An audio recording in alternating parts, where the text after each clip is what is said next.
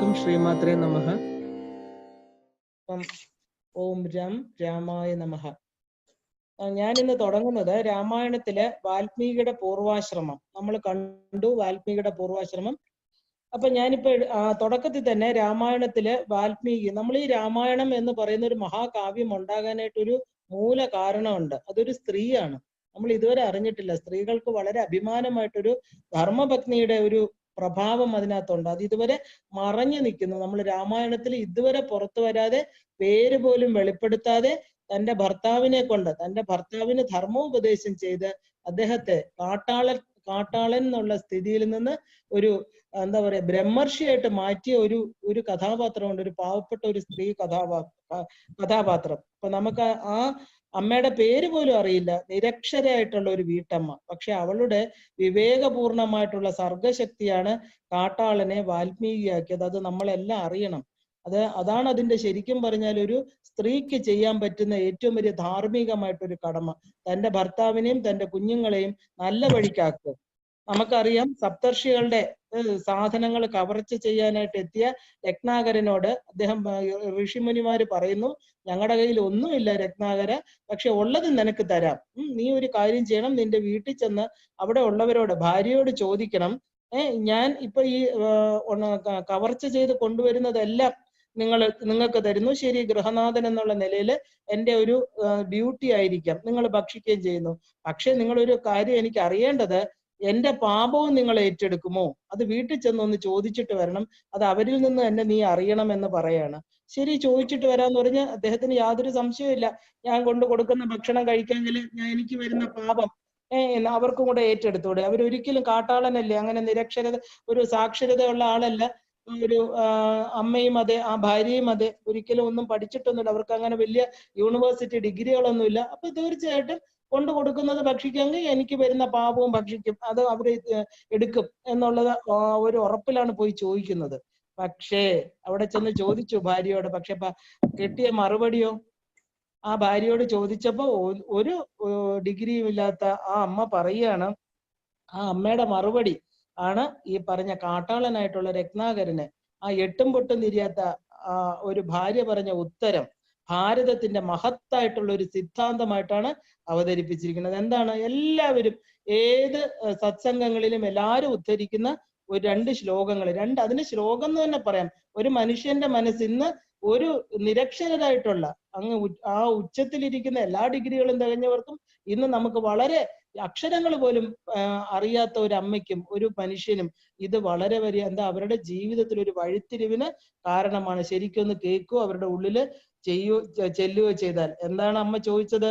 നിത്യവും ചെയ്യുന്ന കർമ്മ ഗുണകർത്താവ് ഒഴിച്ച് മറ്റന്യന്മാർ ഭുജിക്കുമോ? നിത്യവും ചെയ്യുന്ന കർമ്മങ്ങൾ, നീ ആയാലും ഞാനായാലും. അപ്പൊ അവിടെ കുടുംബം എന്ന് പറയുന്ന ഭാര്യ, ഭർത്താവ്, മക്കൾ, അവിടെ ആര് വന്നു? നീ എന്നുള്ള വാക്ക് വന്നു. നമ്മൾ എന്നുള്ള വാക്കാണ് കുടുംബം, അല്ലെ? ഭാര്യ, ഭർത്താവ്, കുഞ്ഞുങ്ങൾ, ഞങ്ങളുടെ കുടുംബം എന്ന് നമ്മൾ പറയും. പക്ഷേ ഭാര്യ എന്താ ഇവിടെ പറഞ്ഞത്? ഇവിടെ എന്താ പറഞ്ഞത്? നിത്യവും ചെയ്യുന്ന കർമ്മ ഗുണകർത്താവ് ഒഴിച്ച് മറ്റന്യന്മാർ ഭുജിക്കുമോ? അപ്പൊ എന്താ? താൻ നിരന്തരം ചെയ്യുന്ന കർമ്മങ്ങൾ താൻ തന്നെ അനുഭവിച്ചിടുകന്നേ വരൂ. നിത്യവും ചെയ്യണ കർമ്മങ്ങള് അതിന്റെ ഗുണസ്വഭാവം അനുസരിച്ച് നല്ലതാണെങ്കിലും ചീത്തയാണെങ്കിലും ആരനുഭവിക്കും? കർത്താവ് എന്ന് പറഞ്ഞാൽ ആരാ? ക്രിയ ചെയ്യുന്ന ആള്, കർമ്മം ചെയ്യുന്ന ആള്. ആ ചെയ്യുന്ന ആള് എന്റെ മക്കൾക്ക് വേണ്ടിയാണെന്ന് പറഞ്ഞാലോ, എന്റെ ഭർത്താവിന് വേണ്ടിയിട്ടാണെന്ന് പറഞ്ഞാലോ, എന്റെ കുടുംബത്തിന് വേണ്ടിയിട്ടാണെന്ന് പറഞ്ഞാലോ യാതൊരു വിധത്തിലുള്ള നീക്കുപോക്കും അവിടെ ഇല്ല. ഇന്ന് നമ്മൾ ഈ പ്രപഞ്ചത്തിൽ കാണുന്നു, നമ്മുടെ ഭാരതത്തിൽ കാണുന്നു, നമ്മുടെ കേരളത്തിൽ കാണുന്നു. ആർക്ക് വേണ്ടിയിട്ടാണ് കർമ്മം ചെയ്യണു? ഞാൻ എൻ്റെ കുടുംബത്തിന് വേണ്ടിയിട്ടാണെന്ന് പറഞ്ഞാൽ ഞാൻ ചെയ്യുന്ന കർമ്മത്തിന്റെ പാപം കുറയുമോ? ഇല്ല. അത് ആരനുഭവിക്കണം? താൻ നിരന്തരം ചെയ്യുന്ന കർമ്മങ്ങൾ അവരവര് തന്നെ അനുഭവിക്കണം. അതൊരു ഇമ്പോർട്ടൻ്റ്, അതാണ് ഭാരതീയ സിദ്ധാന്തം എന്ന് പറയുന്നത്. എന്താ അത്? ഒരു പാവപ്പെട്ട ഒന്നും പഠിക്കാത്ത ഒരു അമ്മയുടെ വായിൽ നിന്ന് വന്ന ഈ 4 വരികള് എങ്ങനെ ഭാരതീയ സിദ്ധാന്തം ആയത്? കാരണം സ്വന്തം ഭർത്താവിനെ അധർമ്മമാകുന്ന പാപത്തിൽ നിന്ന് ധർമ്മത്തിന്റെ ദിവ്യാചലത്തിൽ എത്തിക്കാൻ ഒരു ധർമ്മപത്നിക്ക് കഴിഞ്ഞു. എല്ലാ പത്നിമാരും എന്താ? ധർമ്മം അനുസരിച്ച് ഒരു വിളക്ക് കത്തിച്ചു വെച്ച ഭർത്താവ് ഒരു പുരുഷന്റെ കൈ പിടിച്ച് കൊടുക്കുമ്പോ, അച്ഛൻ 7 അടി വെച്ച് നടന്നു പോകുമ്പോ ആ അഗ്നിയെ പ്രദക്ഷിണം ചെയ്യുമ്പോൾ ഒരു ശബദമുണ്ട്. അച്ഛൻ കൈ പിടിച്ച് ഭർത്താവിന്റെ കൈ ഒരു വെറ്റില പാക്കൊക്കെ വെച്ച് കൊടുക്കുന്നു, ശിവശക്തി ഐക്യ രൂപം എന്നൊക്കെ പറഞ്ഞു. ആ ഭാര്യയുടെ കടമ എന്താ? ധർമ്മം. ധർമ്മപത്നിയാണ്. പത്നി എന്നല്ല, ആ ഒരു പേരിന് അവള് എന്താ പറയാ അർഹയായിരിക്കണം. ഭർത്താവിനെ എന്ത് തെറ്റ് ചെയ്യുമ്പോഴും ഭർത്താവിനെ നിയന്ത്രിക്കണം, ശാസിക്കണം. തിരിച്ച് അത് ശാസിക്കാൻ എങ്ങനെ കഴിവ് വരും? അപ്പൊ നമ്മൾ പറയും എന്റെ ഭർത്താവ് പറഞ്ഞിട്ടൊന്നും കേൾക്കണില്ല, എന്നെ കൊണ്ട് പറ്റില്ല എന്ന്. അല്ല, ധർമ്മപത്നിക്ക് പറ്റും. ആരാണ് ധർമ്മപത്നി? ധർമ്മം അനുസരിച്ച് ജീവിക്കുന്നവൾ. എന്താണ് ഒരു സ്ത്രീയുടെ ധർമ്മം? ഒരു മകളായിരിക്കുമ്പോൾ ഒരു ധർമ്മമുണ്ട്, ഭാര്യയായിരിക്കുമ്പോൾ ഒരു ധർമ്മമുണ്ട്, അമ്മയായിരിക്കുമ്പോൾ ഒരു ധർമ്മമുണ്ട്, മാതൃധർമ്മം. ഇതിനെല്ലാം ധർമ്മം എന്ന് പറയും. ധർമ്മം എന്ന് പറഞ്ഞാല് സത്യത്തെ, സത്യം എന്ന് പറഞ്ഞാൽ നിങ്ങൾ വിചാരിക്കുന്നു ഈ പറഞ്ഞ നാക്കുകൊണ്ട് പറയുന്ന കള്ളം സത്യമാണെന്നല്ല. സത്യം എന്ന് പറഞ്ഞാല് സത്തിനെ അറിയണം, അതാണ് സത്യം. സത്യം എന്ന് പറഞ്ഞാൽ സത്ത് എന്നുള്ള ഉണ്മ. ആ ഒരു ഈ പ്രപഞ്ചം എന്തിൽ നിലനിൽക്കുന്നോ ആ ഉണ്മയായിട്ടുള്ള വസ്തുവിനെ തിരിച്ചറിയണം, അതാണ് സത്യം. ആ സത്യത്തെ അറിയാൻ ആ ഓരോ സ്ത്രീയുടെ, അതായത് ഒരു കുടുംബത്തിൽ പ്രവേശിക്കുന്ന ഓരോ സ്ത്രീയുടെ ആ വീട്ടിലെ വിളക്കാണെന്ന് പറയാൻ കാര്യം എന്താ? ആ വിളക്ക് മാത്രമേ, ആത്മജ്യോതി ജ്വലിപ്പിച്ച ഒരു സ്ത്രീക്ക് മാത്രമേ തന്റെ ഭർത്താവിനും കുഞ്ഞുങ്ങൾക്കും ആ ജ്യോതിയെ കൊടുക്കാൻ പറ്റൂ. അല്ല, ആ സ്ത്രീ തന്നെ ഇന്ന് നമ്മൾ കാണണില്ലേ എന്താ സംഭവിക്കണമെന്ന്?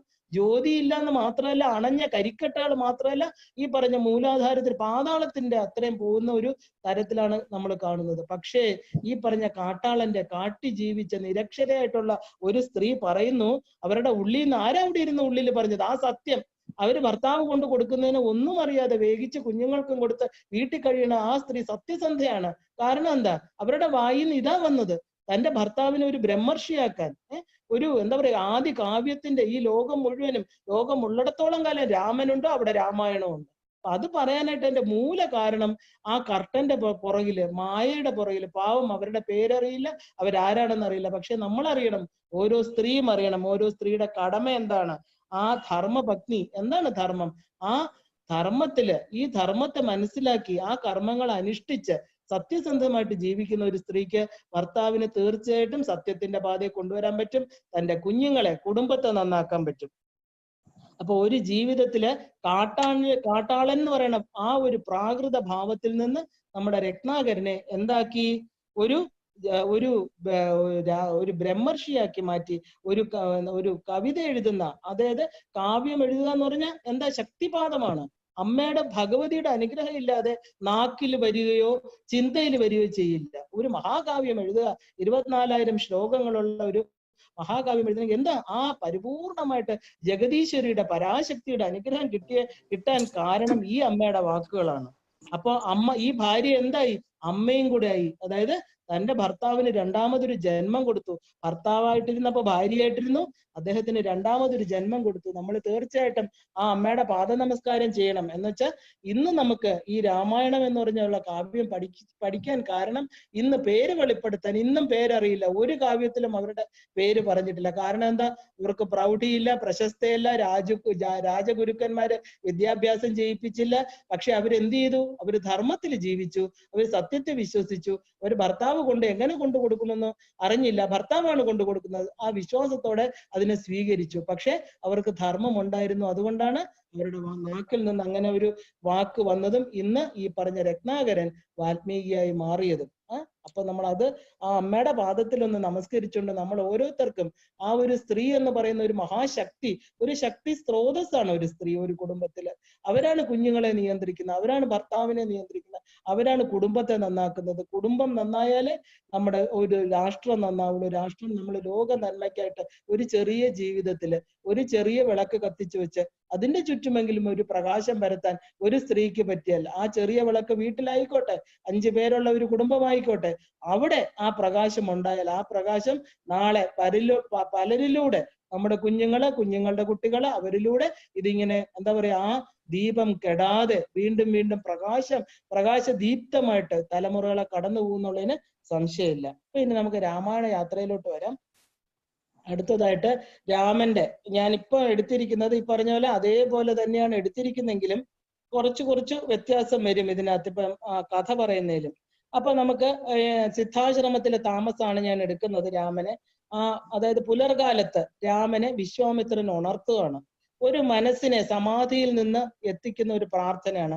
ഏത് മനസ്സിനെയും ഏറ്റവും നമ്മളൊരു സന്തോഷത്തോടെ, ഒരു പുലർകാലം എന്ന് പറയുമ്പോൾ രാവിലെ പ്രഭാതം, നമ്മൾ ആ ഒരു ഡീപ്പ് സ്ലീപ്പിൽ നിന്ന്, സുഷുപ്തി അവസ്ഥയിൽ നിന്ന്, അതായത് നമ്മുടെ ഉള്ളിലിരിക്കുന്ന ആനന്ദമയ ചക്രത്തിൽ ചെന്ന് ആനന്ദ സ്വരൂപനായിട്ടുള്ള ആ അമ്മയുമായിട്ട്, ആ അമ്മയുടെ ഭഗവതിയുടെ മടിയിൽ കിടന്ന് ഉറങ്ങുന്ന ഒരാൾക്ക് രാവിലെ വെളിച്ചം വന്നു എന്ന് പറയുമ്പോഴത്തേക്ക് ഉണരാൻ തന്നെ വലിയൊരു ബുദ്ധിമുട്ടായിരിക്കും. അതാണ് നമ്മൾ സുഖം എന്ന് പറയുന്നത്. ആ ഖം നമ്മുടെ ദഹരാകാശത്തില്, ഹൃദയാകാശത്തിലിരിക്കുന്ന ആ ഒരു നാലവസ്ഥ, മനസ്സിന്റെ നാലവസ്ഥയെ കടന്നുപോയി ആ ഒരു ഒന്നും അറിഞ്ഞില്ല, ഞാൻ ഒന്നും അറിഞ്ഞില്ല. ആ പുറം ലോകവുമായിട്ട്, എൻ്റെ ശരീരവുമായിട്ട് ബന്ധപ്പെട്ട ഒരു വസ്തുക്കളുമായിട്ട് ഒരു ബന്ധമില്ലാതെ ഞാൻ എവിടെയായിരുന്നു? ഒരു കൊച്ചു ശിശുവായിട്ട്, ഒരു കൊച്ചു കുഞ്ഞായിട്ട് അമ്മയുടെ മടിയിൽ കിടന്നുറങ്ങി. എപ്പോഴ്? സുഷുപ്തി സമയത്ത്. അപ്പൊ നമ്മൾ അതിൽ നിന്ന് ഉണർത്തുമ്പോൾ, അതിൽ നിന്ന് ഉണർന്ന് ഈ പറഞ്ഞ പ്രാപഞ്ചിക ദുഃഖങ്ങളും സുഖങ്ങളുമാകുന്ന ലോകത്തേക്ക് വരുമ്പോൾ നമ്മൾ എന്താ കേൾക്കുന്നത്? എന്ത് കേട്ടിട്ടാ ഉണരേണ്ടത്? നല്ല ഒരു എന്താ പറയാ, രാവിലെ നമ്മൾ പറയില്ലേ, രാവിലെ നല്ലത് കേൾക്കൂ, ആ നല്ലത് പറയൂ. ആ ചെവിക്കും കണ്ണുകൾക്കും നമ്മുടെ ഇന്ദ്രിയങ്ങൾക്ക് ഈ രമിപ്പിക്കുന്ന ഒരു നല്ല പ്രാർത്ഥനയാണെങ്കിലോ ഭയങ്കര ഒരു സുഖമാണ് നമുക്ക് കേൾക്കാൻ. അപ്പൊ എങ്ങനെയാ നമ്മള് ആ രാമനെ ഉണർത്തുന്നത്? വിശ്വാമിത്രൻ കൗസല്യ സുപ്രജ രാമ പൂർവ സന്ധ്യാ പ്രവർത്തതേ ഉത്തിഷ്ഠ നര ശാർദൂല കർത്തവ്യം ദൈവമാന്വിതം. ഉത്തിഷ്ഠോ ഉത്തിഷ്ഠ ഗോവിന്ദ ഉത്തിഷ്ഠ ഗരുഡധ്വജ ഉത്തിഷ്ഠ കമലാകാന്ത ത്രൈലോക്യം മംഗളം ഗുരു. അപ്പൊ പുലർകാലത്ത് വിശ്വാമിത്രൻ രാമനെ ഇങ്ങനെയാണ് ഉണർത്തുന്നത്. എന്താണ്? കൗസല്യ സുപ്രജ രാമ പൂർവ സന്ധ്യ പ്രവർത്തതേ. കൗസല്യ, കൗസല്യയുടെ പുത്രനായ സുപ്രജയായിട്ടുള്ള അല്ലയോ രാമ, സന്ധ്യ പ്രവർത്തതേ, ആ പ്രാതസന്ധ്യ തുടങ്ങിക്കഴിഞ്ഞു. ഉത്തിഷ്ഠ, ഉത്തിഷ്ഠ എന്ന് കേൾക്കുമ്പോ തന്നെ ഉയർന്ന, നരശാർദൂല, ആ എന്താ പറയാ, ഒരാൾക്ക് നമ്മുടെ ഒരു പോസിറ്റീവ് ആറ്റിറ്റ്യൂഡ് ആ ദിവസം മുഴുവൻ നിൽക്കും ഇല്ലേ? ആ ഒരാളെ അനുഗ്രഹത്തോടെ സന്തോഷത്തോടെ വിളിച്ചുണർത്തുമ്പോ എന്താ, നമുക്ക് ആ നമ്മുടെ ഒരു ഉറങ്ങിക്കിടക്കുന്ന പല ശക്തികളെയും ഉണർത്താനാണ് ഈ പ്രാർത്ഥന. നമ്മൾ രാവിലെ തന്നെ ഒരു വഴക്ക് കേട്ട് നീ ഒന്നിനും കൊള്ളാത്തവനാണെന്ന് പറഞ്ഞ് എണീറ്റ് കഴിഞ്ഞാൽ നമ്മൾ ആ ദിവസം മുഴുവൻ നമ്മുടെ മനസ്സ് അത് അക്സെപ്റ്റ് ചെയ്യും. കാരണം ഞാൻ ഒന്നിനും കൊള്ളാത്തവനാണ്, പിന്നെന്താ ഇനിയിപ്പോ എണീറ്റിട്ട് എന്താ കാര്യം? അങ്ങനെയല്ല. നമ്മൾ കുഞ്ഞുങ്ങളെ എങ്ങനെ ഉണർത്തണം, ആ കുഞ്ഞിന് എങ്ങനെ ഒരു മോട്ടിവേഷൻ കൊടുക്കണം എന്നുള്ളതാണ് ഇവിടെ കാണിക്കുന്നത്. കൗസല്യയുടെ സുപുത്രൻ, അതായത് ദശരഥ മഹാരാജാവിന്റെ ധർമ്മപത്നിയിൽ ജനിക്കുന്ന അല്ലയോ രാമ, അല്ലയോ നരശാർദൂല, നരസിംഹമേ, ഈ മനുഷ്യരുടെ കൂട്ടത്തിൽ സിംഹമായിട്ടുള്ളവനെ ഉണരൂ, ഉണരൂ, എഴുന്നേൽക്കൂ എന്ന് പറയുന്നത് ആരാ? നമ്മുടെ വിശ്വാമിത്രൻ തന്റെ ഗുരുവാണ് പറയുന്നത്. ഈ പറഞ്ഞ ഈ വിളിക്കുന്ന ഓരോന്നും തന്നെ ഭാരതവർഷത്തിൽ നമ്മുടെ ഓരോരുത്തരടുത്ത നമ്മുടെ അടുത്ത് എന്താ പറയണത്? ഉത്തിഷ്ഠത ജാഗ്രത പ്രാപ്യവരാ നിബോധത. ഉണരൂ, എഴുന്നേൽക്കൂ, ജാഗ്രത. അതായത് ഈ ജഗത്ത് പെർമനന്റ് അല്ല, നീ കാണുന്ന ശരീരം പെർമനന്റ് അല്ല. വളരെ ശ്രദ്ധയോടുകൂടി ഇരിക്കൂ. ഉണ്ടായി നിലനിന്ന് ഇല്ലാതെ ആകുന്ന ഈ ഭൂമിയിൽ വെച്ച്, നിന്റെ നശ്വരമായ ഈ ശരീരത്തിൽ വെച്ച് നീ അനശ്വരമായതിനെ കണ്ടെത്തൂ. ഉത്തിഷ്ഠത, ഉണരൂ, ഉണരൂ എന്ന് നമ്മൾ ഓരോരുത്തരടുത്തും പറയണം. അപ്പൊ നമ്മൾ എന്താ എടുക്കേണ്ടത്? ഇതിൽ നിന്ന് നമുക്കുള്ള ഒരു ആഹ്വാനമാണിത്. ആ പ്രാപ്യവരാ നിബോധത, അത് കിട്ടുന്നിടം വരെ, എത്തുന്നിടം വരെ ഞാന് എന്താ പറയാ, എന്റെ തപസ് തുടരും, എനിക്ക് കിട്ടിയേ മതിയാവുള്ളൂ. ആ ഒരു ആഹ്വാനമാണ് നമ്മൾ ഇതിൽ നിന്ന് എടുക്കേണ്ടത്. ഈ ഉപനിഷത്ത് വാക്യം എന്ന് പറയുന്നത് ശരിക്കും പറഞ്ഞാൽ ഒരു ഉപനിഷത്ത് വാക്യമാണ്. ആ ഉപനിഷത്ത് വാക്യം എന്ന് പറയുന്നത് നമ്മുടെ സാധനയിൽ സ്വീകരിച്ചാൽ നമുക്ക് എന്ത് ചെയ്യും? രാമന്റെ സാന്നിധ്യം അറിയാൻ പറ്റും, സംശയം വേണ്ട. കാരണം രാമൻ എന്ന് പറയുന്നത് ഒരു തത്വമാണ്. രാമൻ എന്ന് പറയുന്നത് സത്യമാണ്, പ്രപഞ്ച സത്യമാണ് രാമൻ. നമ്മളിൽ രമിക്കുന്ന ആത്മതത്വമാണ്. സദാ നമ്മളിലുള്ളില് പ്രകാശമായിട്ട് ആത്മജ്യോതിയായിട്ട് പ്രകാശിച്ചുകൊണ്ടിരിക്കുന്ന രാമതത്വം നമ്മളിൽ എപ്പോഴും കാണും. അപ്പൊ രാവിലെ എങ്ങനെയാ നമ്മള് കുട്ടികളെ വിളിക്കേണ്ടത്? എത്രയും എൻ്റെ കുഞ്ഞെ, നീ എന്താ എത്ര കർമ്മങ്ങൾ നിനക്കുണ്ട്, നീ ശുദ്ധമായിട്ടുള്ള ആ ഒരു സ്വരൂപമാണ്, നീ എണീക്കൂ, നിനക്ക് നല്ലത് വരട്ടെ. നീ എന്താ നിന്റെ പ്രവർത്തികള്, അതാ പറയുന്നത്, എന്താ കർത്തവ്യം ദൈവമാന്വിതം. നിനക്ക് കുറെ കർത്തവ്യങ്ങളുണ്ട് കുഞ്ഞെ, നിനക്ക് ഈ ഭൂമിയിൽ വന്നിരിക്കുന്ന ആ കർത്തവ്യങ്ങൾ ചെയ്യാൻ സമയമായി, എണീക്കൂ. എന്താ പറയാ, എന്തിനാണ്? ത്രൈലോക്യം മംഗളം ഗുരു, ഈ 3 ലോകത്തിനും നിന്റെ പ്രവൃത്തികൾ കൊണ്ട് നന്മയുണ്ടാവട്ടെ. അപ്പൊ ഈ കമലാകാന്ത എന്നുള്ള വാക്ക് നമ്മൾ രണ്ടാമത്തേതിൽ കേട്ടില്ലേ? ഉത്തിഷ്ഠ ഉത്തിഷ്ഠ ഗോവിന്ദ ഉത്തിഷ്ഠ ഗരുഡധ്വജ ഉത്തിഷ്ഠ കമലാകാന്ത. ഈ കമലാകാന്തൻ ആരാണ്? എന്ന വാക്ക് തന്നെയാണ് മാ നിഷാദ എന്നുള്ള ആദ്യത്തെ ശ്ലോകത്തിൽ വരുന്നത്. മാ നിഷാദ, മാ ആരാണ്? മാ മഹാലക്ഷ്മി. ആ മഹാലക്ഷ്മി എന്ന് പറയുന്ന തത്വത്തെയാണ് അവിടെ ആദ്യമേ കൊണ്ടുവന്നിരിക്കുന്നത്. അപ്പൊ ഇവിടെയും നമ്മൾ എന്താ കമലാകാന്ത എന്ന് പറയുമ്പോഴത്തേക്ക് കമലയുടെ കാന്തൻ, കമലാദേവി, ദേവി കമല, ദശമഹാവിദ്യകളില് അവസാനത്തത് ദേവിയുടെ കാന്തൻ, ഭർത്താവ് ആയിട്ടുള്ള അല്ലയോ ഭഗവാനെ എന്നാണ് അവിടെ അർത്ഥം. സർവ ഐശ്വര്യമാകുന്ന ഐശ്വര്യത്തിന്റെ വിളനിലമായിട്ടുള്ള അല്ലയോ ശ്രീനിവാസ, ശ്രീനിവാസൻ, ലക്ഷ്മിയുടെ കാന്തൻ, തിരുപ്പതി മഹാദേവൻ, ശ്രീനിവാസൻ, ശ്രീനിവാസൻ, ശ്രീ നിവസിക്കുന്നത്. ഈ ഐശ്വര്യം ആരിലാണോ നിവസിക്കുന്നത്? ആരിലാണത് നിവസിക്കുന്നത്? ആ ഭഗവാനിലാണ്. ശ്രീ ഐശ്വര്യമായിട്ട് അദ്ദേഹത്തിന്റെ വക്ഷസിലാണ് ഇരിക്കുന്നത് ദേവി. അപ്പോ അങ്ങനെ അർത്ഥം വരണം. അപ്പൊ ഇത് ഏറ്റവും ഒരു ഉത്തമമായിട്ടുള്ള നമ്മുടെ ഭാരതവർഷത്തിൽ നമ്മൾ എപ്പോഴും കേൾക്കാറുള്ള എല്ലാ സത്സംഗങ്ങളിലും എല്ലാവരും പറയാറുണ്ട്, കുഞ്ഞുങ്ങളെ ഇങ്ങനെ വിളിച്ചുണർത്തേണ്ടത്. നമ്മളും ഉണരേണ്ടത് ഇങ്ങനെയാണ്. നമുക്ക് ഈ പറഞ്ഞ എന്താ ടൈം പീസിന്റെ ശബ്ദം ആയിക്കോട്ടെ, എന്തായിക്കോട്ടെ, നമ്മൾ വെച്ച് കേൾക്കുമ്പോൾ നമ്മൾ ആദ്യം ഉണർന്ന് എണീക്കുമ്പോൾ ഉത്തിഷ്ഠത, ജാഗ്രത, പ്രാപ്യവര, നിബോധത. എനിക്ക് ഒരുപാട് കർമ്മങ്ങൾ, അതാണ് നമ്മൾ പറഞ്ഞത്, miles and miles to go before I sleep. എന്റെ ജീവിതം എന്റെ കണ്ണടയണതിന് മുമ്പ്, എന്റെ ഈ ശരീരത്തെ ത്യജിക്കുന്നതിന് മുമ്പ് എന്റെ കർമ്മങ്ങൾ പൂർത്തീകരിക്കാൻ ഈ ദിവസം എനിക്ക് മംഗളമായി തീരട്ടെ. മംഗളമായിട്ടുള്ളതിനെ സ്മരിച്ചുകൊണ്ട്, ആ ശിവനെ സ്മരിച്ചുകൊണ്ട്, ആ ശംഭുവിനെ സ്മരിച്ചുകൊണ്ട്, ആ ശംഭുവിന്റെ ഐശ്വര്യ സിദ്ധിയായിരിക്കണ മഹാപരാശക്തിയെ സ്മരിച്ചുകൊണ്ട്, എന്റെ അമ്മയുടെ പാദപത്മങ്ങളെ നമസ്കരിച്ചുകൊണ്ട്, എന്റെ ഗുരുവിനെ കണ്ടുകൊണ്ട് എനിക്ക് എഴിക്കാൻ പറ്റട്ടെ. ഇന്നത്തെ ദിവസം എനിക്ക് മംഗളമായിട്ട് ഭവിക്കട്ടെ. ഓരോ സാധകനും ഇതാ ചെയ്യേണ്ടത്. അപ്പൊ പുത്രകാമേഷ്ടി യാഗത്തില് അഗ്നി ഭഗവാൻ കൊണ്ടുവന്ന പായസം നമ്മൾ കണ്ടു. കൗസല്യക്കും കൈകേയിക്കും പകർത്തു കൊടുത്തു രാജാവ്. സുമിത്രയെ മറന്നുപോയി, മറന്നതല്ല, കൊടുത്തില്ല, ഇത്രയേ ഉള്ളൂ. അവർ രണ്ടുപേരും എന്ത് ചെയ്തു? കൗസല്യയും കൈകേയും തനിക്ക് കിട്ടിയതിന്റെ പകുതി ആർക്ക് കൊടുത്തു? സുമിത്രയ്ക്ക് കൊടുത്തു. അങ്ങനെയാണ് സുമിത്രയ്ക്ക് 2 കുട്ടികൾ ഉണ്ടായത് നമ്മൾ കണ്ടു. പായസത്തിന്റെ 1 പങ്ക് കിട്ടിയാൽ 1 കുട്ടി, 2 പങ്ക് കിട്ടിയാൽ 2 കുട്ടി, 3 പങ്ക് കിട്ടിയാൽ 3 കുട്ടി, ഭാഗ്യത്തിന് 2 പങ്ക് കിട്ടിയുള്ളൂ, അപ്പൊ 2 കുട്ടി. അപ്പൊ അതെങ്ങനെയാ നമ്മൾ കാണുന്നത്? ഈ പറഞ്ഞ കൗസല്യക്ക് 1 കുട്ടി ഉണ്ടായി, അത് രാമൻ. കൈകേയിക്ക് 1 കുട്ടി ഉണ്ടായി, ഭരതൻ. പക്ഷേ നമ്മുടെ സുമിത്രയ്ക്ക് എന്തുണ്ടായി? 2 കുട്ടികളുണ്ടായി. ആരാണ്? നമുക്ക് നോക്കാം അവരാരൊക്കെയാണെന്ന്. ഇത് ചിന്തിച്ചാല് നമ്മൾ ജാഗ്രത്, സ്വപ്ന, സുഷുപ്തി, നമ്മുടെ അവസ്ഥാത്രയങ്ങളിലോട്ട് പോവേണ്ടി വരും. ജാഗ്രത്, സ്വപ്ന, സുഷുപ്തി അവസ്ഥാത്രയങ്ങളെയാണ് ഇത് കാണിക്കുന്നത്.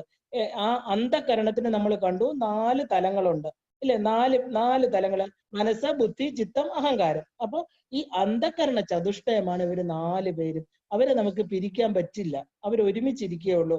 അതായത് അത് പൂർണ്ണമായിട്ട്, അത് പൂർണ്ണമാവണമെങ്കിൽ മനസ്സെന്ന് പറയുന്ന ആ ഒരു 4 അറകള്, അത് 3 ഒരുമിച്ച് ചേർന്നാലേ അത് പൂർണ്ണമാവുള്ളൂ.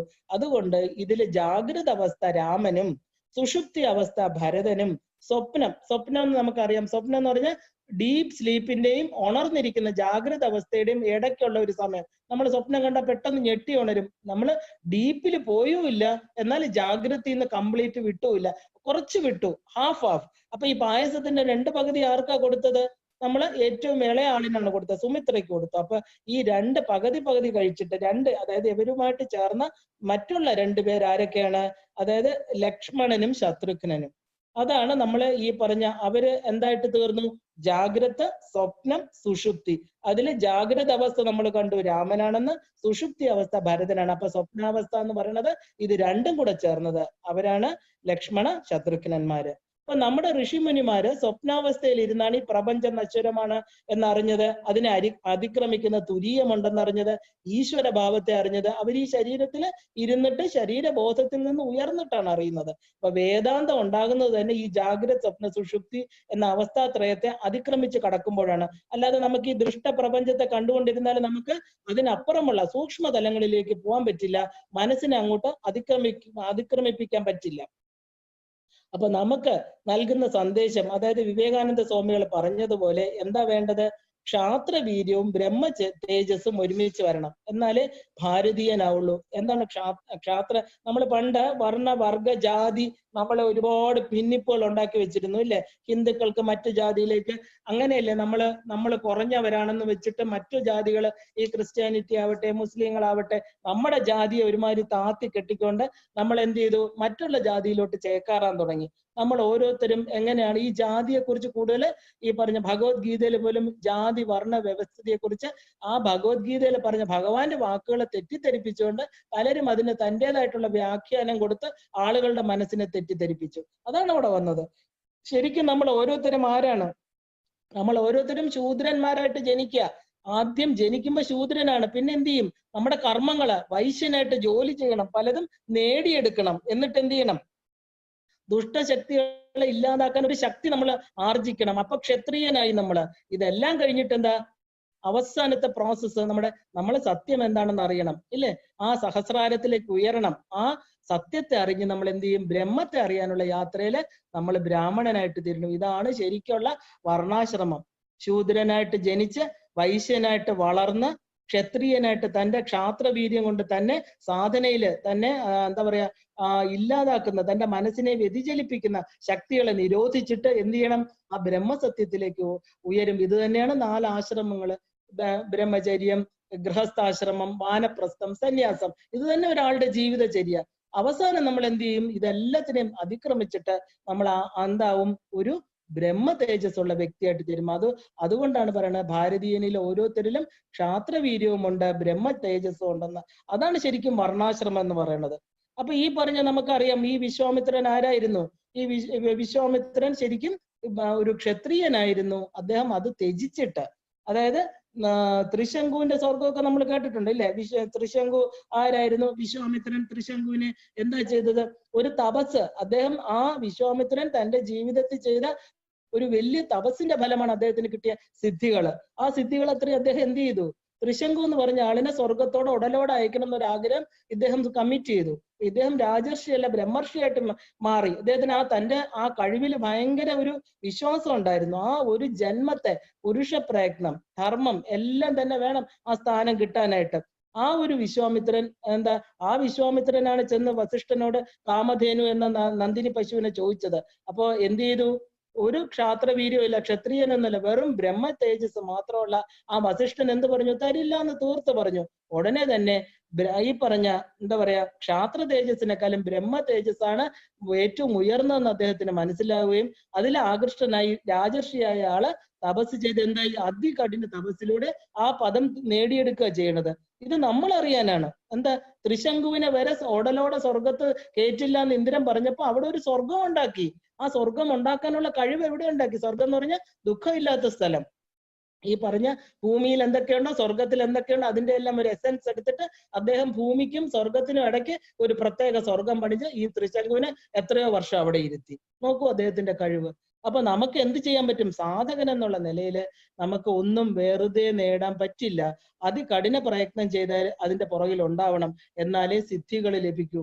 നമ്മൾ മനസ്സിലാക്കേണ്ടത് നമുക്ക് ഒരു ത്രിശങ്കുവിനെയും സ്വർഗത്തിലോട്ട് അയക്കേണ്ട കാര്യമില്ല. നമുക്കേ സ്വർഗം ഗ്യാരണ്ടി ഇല്ല, അല്ലെ? അപ്പൊ പിന്നെ നമ്മൾ ആരെ അയക്കാനാ? നമുക്ക് നമ്മുടെ കാര്യം മാത്രമെങ്കിലും നോക്കുക. നമുക്ക് എന്ത് ചെയ്യാൻ പറ്റും? ഈ സാധകന്മാര് സാധനയിൽ പ്രവേശിക്കുമ്പോൾ ഇതൊക്കെ ഉൾക്കൊള്ളണം. ഇവരുടെ പ്രേരണ, ഒരു കാര്യം നേടിയെടുക്കാൻ അശ്രാന്തമായിട്ടുള്ള എന്താ പറയുക പരിശ്രമം. നോക്കൂ, ഈ വിശ്വാമിത്രനൊക്കെ, ഈ വസിഷ്ഠൻ, ഓരോരുത്തരും നമ്മൾ അവരുടെ പ്രഭാവം കാണുമ്പോൾ അന്തം വിട്ടു നിൽക്കുക.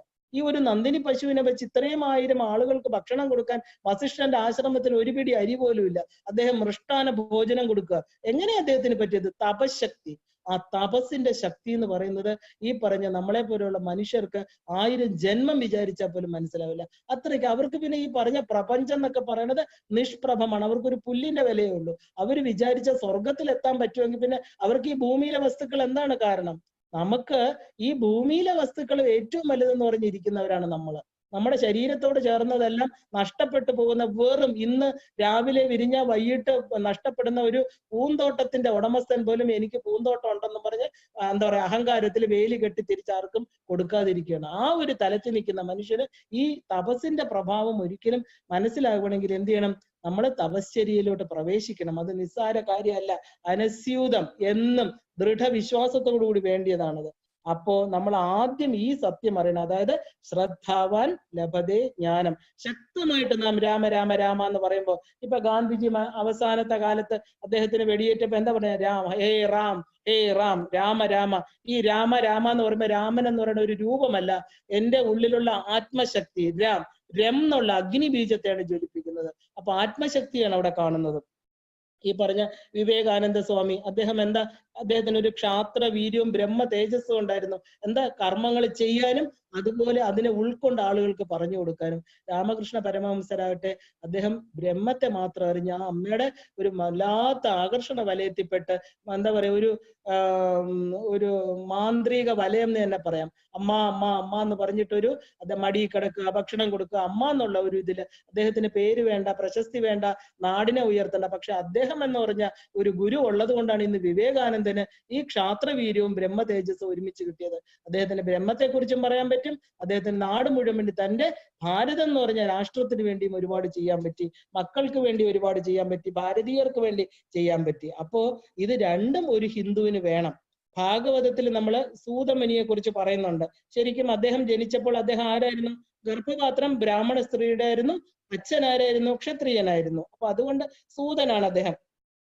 അപ്പോ അച്ഛൻ രാമൻ എന്ന കോദണ്ഡപാണി, അദ്ദേഹം ഭാരത സംസ്കാരത്തിന് ഈ പറഞ്ഞ ആ ഒരു എന്താ പറയാ, രാമൻ എന്ന് പറയുന്നത് ഒരു ശരിക്കും ക്ഷത്രിയനാണെങ്കിലും രാമൻ ശരിക്കും ബ്രഹ്മ ചൈതന്യമാണ്. അത് നമ്മൾ മനസ്സിലാക്കണം. അതായത് അദ്ദേഹത്തിന്റെ ഓരോ കർമ്മങ്ങളും കാണിച്ചു കൊടുക്കുന്നത് ഈ സത്യധർമ്മങ്ങളുടേതാണ്.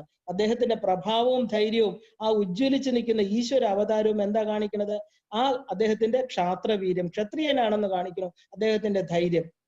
അതേസമയം അദ്ദേഹം ചെയ്യുന്ന കർമ്മങ്ങളോ നല്ല സാത്വികമായിട്ട്, ശബരിയെ ഉയർത്തുന്നു, അഹല്യയ്ക്ക് മോക്ഷം കൊടുക്കുന്നു, എന്തൊക്കെ കാര്യ, സുബാഹുവിനെ ഇല്ലാതാക്കുന്നു, ഓരോ ഇനിയിപ്പോ രാവണനെ ഫേസ് ചെയ്യാൻ പോവാ, ഇങ്ങനെയുള്ള ഓരോ കർമ്മങ്ങളും അദ്ദേഹത്തിന്റെ അദ്ദേഹം ബ്രഹ്മമാണ്, അതിന്റെ അവതാരമാണെന്നും കാണിക്കണം. അപ്പോ രണ്ടും കൂടെ ചേർന്ന് നിൽക്കുക അദ്ദേഹം.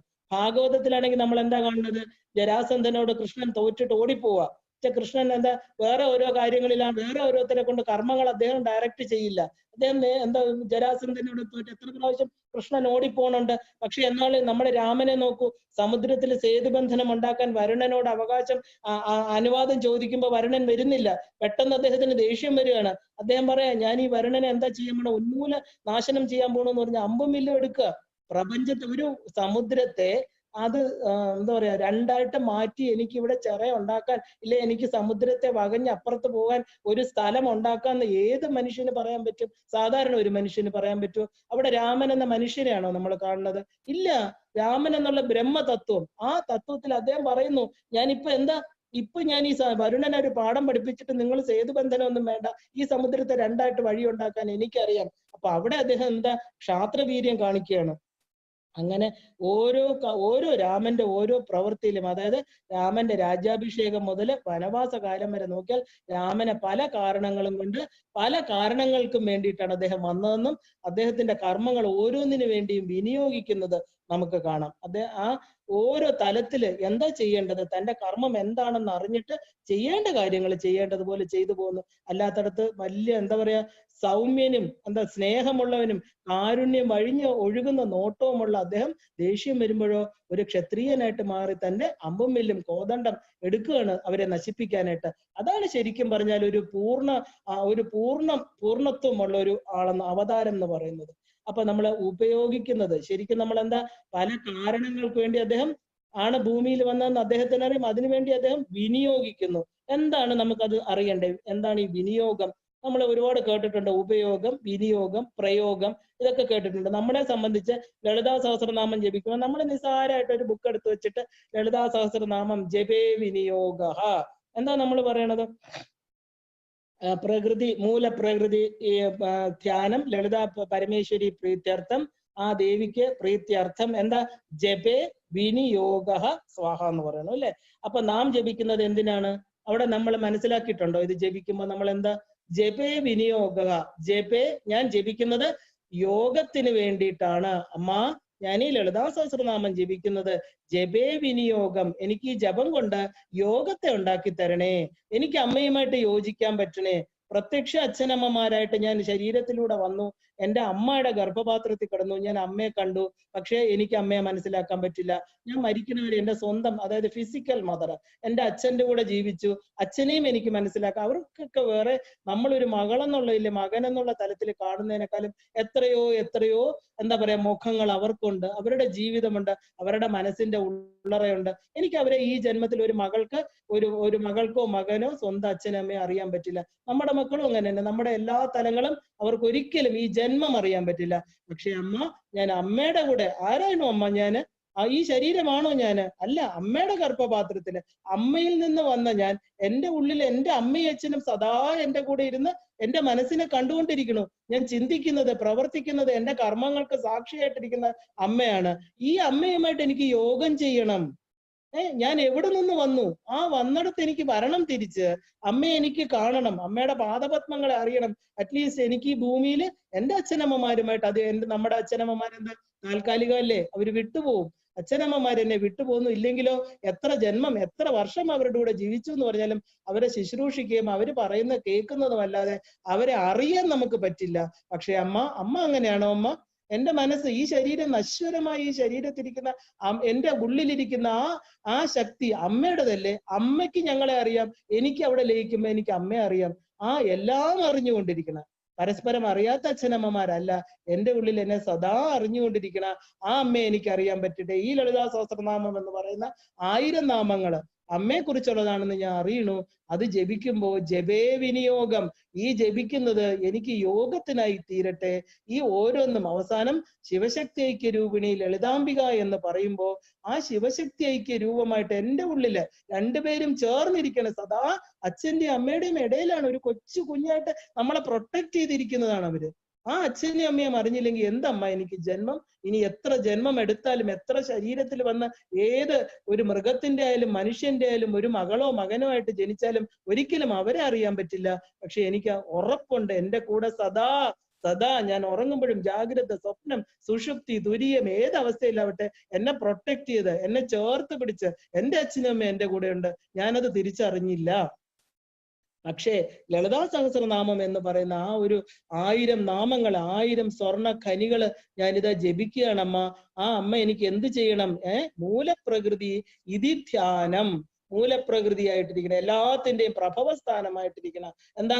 വശിന്യാദി വാഗ്ദേവത ഋഷേക അനുഷ്ടുപ് ഛന്ദഃ ഹൃദയത്തില് ദേവത ആ ദിവ പ്രകാശിച്ചുകൊണ്ടിരിക്കുന്ന എന്റെ ഇച്ഛാജ്ഞാന ക്രിയാശക്തികൾ ചേർന്ന മഹാജ്യോതിസ്, എന്റെ ആത്മജ്യോതി, ആ ജ്യോതിയെ എനിക്കറിയാൻ എന്താ? മൂലപ്രകൃതിയായിട്ടിരിക്കണ അമ്മയുടെ രൂപത്തിൽ വരുന്നു, അച്ഛന്റെ രൂപത്തിൽ വരുന്നു, ഏത് രൂപത്തിലും എന്നെ പ്രത്യക്ഷത്തിൽ എനിക്കുള്ള കൂട്ടുകാരും ഗുരുവും എന്റെ ചുറ്റും ഇരിക്കുന്ന എല്ലാവരുടെ ഉള്ളിലും അമ്മ ഇരുന്ന് എനിക്ക് വേണ്ടത് എത്തിച്ചു ചേരുന്ന ആ അമ്മയെ ഞാൻ ഈ ജപിക്കുന്നത് കൊണ്ട് വിനിയോഗ, എനിക്ക് യോഗം ചെയ്യാൻ പറ്റട്ടെ എന്ന് വേണം ലളിതാ സഹസ്രനാമം ജപിക്കാൻ. അല്ലാതെ ജപേ വിനിയോഗ, എന്താ ജപേ വിനിയോഗം? നമ്മൾ എന്തിനാ അതിന് ചെയ്യുന്നത്? യോഗത്തിന് വേണ്ടിയിട്ടാണെന്ന് ഈ അർത്ഥം മനസ്സിലാക്കിയിട്ട് ജപിച്ചാല് നമുക്ക് ലക്ഷ്യപ്രാപ്തി കിട്ടും. അല്ലാതെ ജപേ വിനിയോഗ, പിന്നായും ക്ലീം സൗ, എന്താ പറയാ, ശക്തികൂടം, മറ്റെന്താ കാമരാജകൂടം, ഇങ്ങനെയൊക്കെ ഒന്നും പറഞ്ഞിട്ട് കാര്യമില്ല. ഞാനീ ജപിക്കുന്നത് എന്റെ ലക്ഷ്യം എന്താ? എനിക്ക് യോഗം വേണം. ഈ പറഞ്ഞ നമുക്കറിയാം, ഈ പറഞ്ഞ ഭഗവത്ഗീതയിൽ എത്ര അധ്യായമുണ്ട്? 18 അധ്യായം. അതിൽ തുടങ്ങുന്നത് മുതൽ എന്താ? അർജുന വിഷാദ യോഗം, സാഖ്യ യോഗം, ഭക്തി യോഗം, കർമ്മയോഗം, എല്ലാം നോക്കൂ. യോഗം. ഈ ഓരോ ചാപ്റ്റർ പഠിക്കുന്നത് എന്തിനാണ്? യോഗത്തിനാണ്, ഈശ്വരനെ അറിയാനാണ്. എന്നിൽ ഇരിക്കുന്ന ഈശ്വര ശക്തിയുമായിട്ട് എനിക്ക് യോഗം ചെയ്യണം. യുജ്യതേ, ഈ എന്റെ ജീവാത്മാവിന് പരമാത്മാവുമായിട്ട് ബന്ധിപ്പിക്കണേ അമ്മ. എനിക്കത് വേണം, എനിക്കിന്ന് അറിയണം. അതിനാണ് ഞാൻ സാധന കയറിയിരിക്കുന്നത്.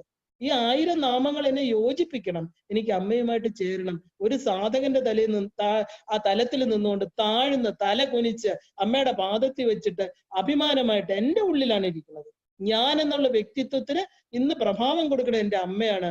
ആ അമ്മയുടെ പാദത്തിൽ വെച്ചിട്ട് പറയണം, അമ്മ ഞാനിതാ ഈ സഹസ്രനാമം, ഈ 1000 മുത്തുക്കൾ അമ്മയ്ക്ക് ഇഷ്ടപ്പെട്ട എല്ലാം ഞാൻ അമ്മയ്ക്ക് ഇഷ്ടപ്പെട്ടതാ അമ്മ ചെയ്യുന്നത്. ഇപ്പൊ അമ്മയ്ക്ക് ഇത് ഇഷ്ടമാണെന്ന് ഞാൻ അറിയണു. ഞാനിതാ ജപിക്കുന്നു. എന്നെ ഈ ജപം കൊണ്ട് എന്നെ എന്ത് ചെയ്യിപ്പിക്കണേ? യോജിപ്പിക്കണേ. ആരുമായിട്ട്? എന്റെ അമ്മയുമായിട്ട്. എത്രയോ കാലങ്ങളായിട്ട് എന്റെ കൂടെ എന്നെ പ്രൊട്ടക്ട് ചെയ്ത് എന്റെ കൈ പിടിച്ച് നടക്കുന്ന എന്റെ അമ്മയെ തിരിച്ചറിഞ്ഞിട്ട് ഈ ശരീരം വിടുമ്പോഴല്ല, ശരീരത്തിൽ ഇരുന്നു കൊണ്ട്, അമ്മ ഇരിക്കുന്ന ഈ പവിത്രമായ എന്റെ ശരീരം എന്ന് പറയുന്ന രഥത്തിൽ ഇരുന്നുകൊണ്ട് എനിക്ക് അമ്മയെ അറിയണം. അതിനെനിക്ക് സാധിക്കണേ. അപ്പൊ അമ്മ എന്ത് പറയും? ഓക്കെ, ശരി, നീ ഇത്രയൊക്കെ ചോദിക്കല്ലേ. ലാസ്റ്റിൽ എന്ന് പറയും? ശിവശക്തി ഐക്യരൂപിണി എന്ന് പറയുമ്പോ ആ ശിവജ്ഞാനപ്രദായിനിയായിട്ടിരിക്കുന്ന അമ്മ നമുക്ക് പറഞ്ഞു തരും, നീ രണ്ടും, അതായത് ഞാന് പ്രത്യേകമല്ല, ശിവൻ തന്നെയാണ് ശിവ. ശിവയും ശിവനും വ്യത്യാസമല്ല. ഞങ്ങൾ രണ്ടുപേരും ഒരുമിച്ചാണ്. നിന്റെ അച്ഛനമ്മമാര് നിന്റെ കൂടെ തന്നെയുണ്ട് കുഞ്ഞെ. ഞാനിതാ അടിയിൽ ഒപ്പിട്ടിരിക്കണു. തീർച്ചയായിട്ടും ലളിതാംബിക, ഞാൻ നിനക്ക് ഒപ്പിട്ട് തന്നിരിക്കണു. നീ എന്റെ കൂടെ വരും. നിനക്ക് എന്നെ മനസ്സിലാവും. നിന്നെ ഞാൻ നോക്കിക്കോളാം. ഇതിൽ കൂടുതൽ ഒരു അതോറിറ്റി എവിടെ വേണം നമുക്ക്? ആരുടെ ഒപ്പാ നമുക്ക് വേണ്ടത്? ഈ പറഞ്ഞ കള്ള പ്രമാണങ്ങളും ഈ കള്ള ഒപ്പുകളിടുന്ന ഈ പ്രപഞ്ചത്തില് നമുക്ക് യഥാർത്ഥ ഒപ്പ് ആരുടെയാ? ഈ അമ്മയുടെ ഒപ്പാ. ആ അമ്മ നമുക്ക് തരണു ലളിതാംബിക എന്ന്. ആ ലളിതാംബികയുടെ ഒപ്പ് കിട്ടിയ നമ്മള് ഇനി ഇതിൽ കൂടുതൽ എന്താ? ആ പഞ്ചദശി മന്ത്രം, ആ എന്താ പറയാ, ആ ദേവിയുടെ സഹസ്രനാമങ്ങള്, ആ ശ്രീചക്ര സ്വരൂപിണിയായിട്ടിരിക്കുക, സാക്ഷാൽ ശ്രീചക്രത്തിന്റെ ബിന്ദുമധ്യത്തിലിരിക്കുന്ന ആ അമ്മയെ അറിയാൻ പുറപ്പെട്ട നമ്മൾ ഓരോരുത്തരും ഈ ജന്മത്തിൽ എത്രയോ ജന്മത്തിന്റെ പുണ്യമാർജിച്ചിട്ട് വേണം അത് കേൾക്കാനും അമ്മയെ ശ്രീചക്രം എന്ന് പറയാനും ആ ബിന്ദു മണ്ഡലത്തിലിരിക്കുന്ന കാമേശ്വര അംഗത്തിലിരിക്കുന്ന അമ്മയെ ഒന്ന് പൂജിക്കാനും ആ അമ്മ എന്റെ അമ്മയാണെന്ന് തിരിച്ചറിയാനും എത്രയോ ജന്മത്തെ ഭാഗ്യം വേണം. അത് ഇല്ലാതെ പറ്റില്ല. അകൃത പുണ്യ പ്രഭവതി, അകൃതങ്ങളായിട്ടുള്ള പുണ്യം ചെയ്തിരിക്കണം, അല്ലെങ്കിൽ പറ്റില്ല, ഒരിക്കലും പറ്റില്ല. എഴുതി വെച്ചോളൂ, ഈ ജന്മത്തിൽ പുണ്യം എന്താ? ഈ അമ്മയെ അറിയുന്നത് തന്നെ. ബാക്കിയെല്ലാം കൈവിട്ടു പോകും. വന്നു ചേർന്നതാണ്, വന്നു ചേർന്നതൊക്കെ വിട്ടുപോകും. യഥാർത്ഥത്തിൽ കൊണ്ടുവന്നത് ഗർഭപാത്രത്തിൽ ഇരിക്കുമ്പോ തന്നെ കൊണ്ടുവന്ന അച്ഛനമ്മമാര് എവരാണ്? എന്റെ ജഗത് പിതാക്കളാണ്. ജഗത്തിന്റെ മാത്രമല്ല, എന്റെയും മാതാപിതാക്കളാണെന്ന് തിരിച്ചറിയണം. അപ്പോ എന്താണ് നമ്മൾ ജപിക്കുമ്പോ പറയേണ്ടത്? ആ ജപേ വിനിയോഗം. അതേസമയം ഈ പറഞ്ഞതിനെല്ലാം വ്യത്യാസമുണ്ട്. അതായത് ഉപയോഗം വേറെയാണ്, വിനിയോഗം വേറെയാണ്, പ്രയോഗം വേറെയാണ്. ഇതൊക്കെയാണ് നമ്മൾ അറിയേണ്ടത്.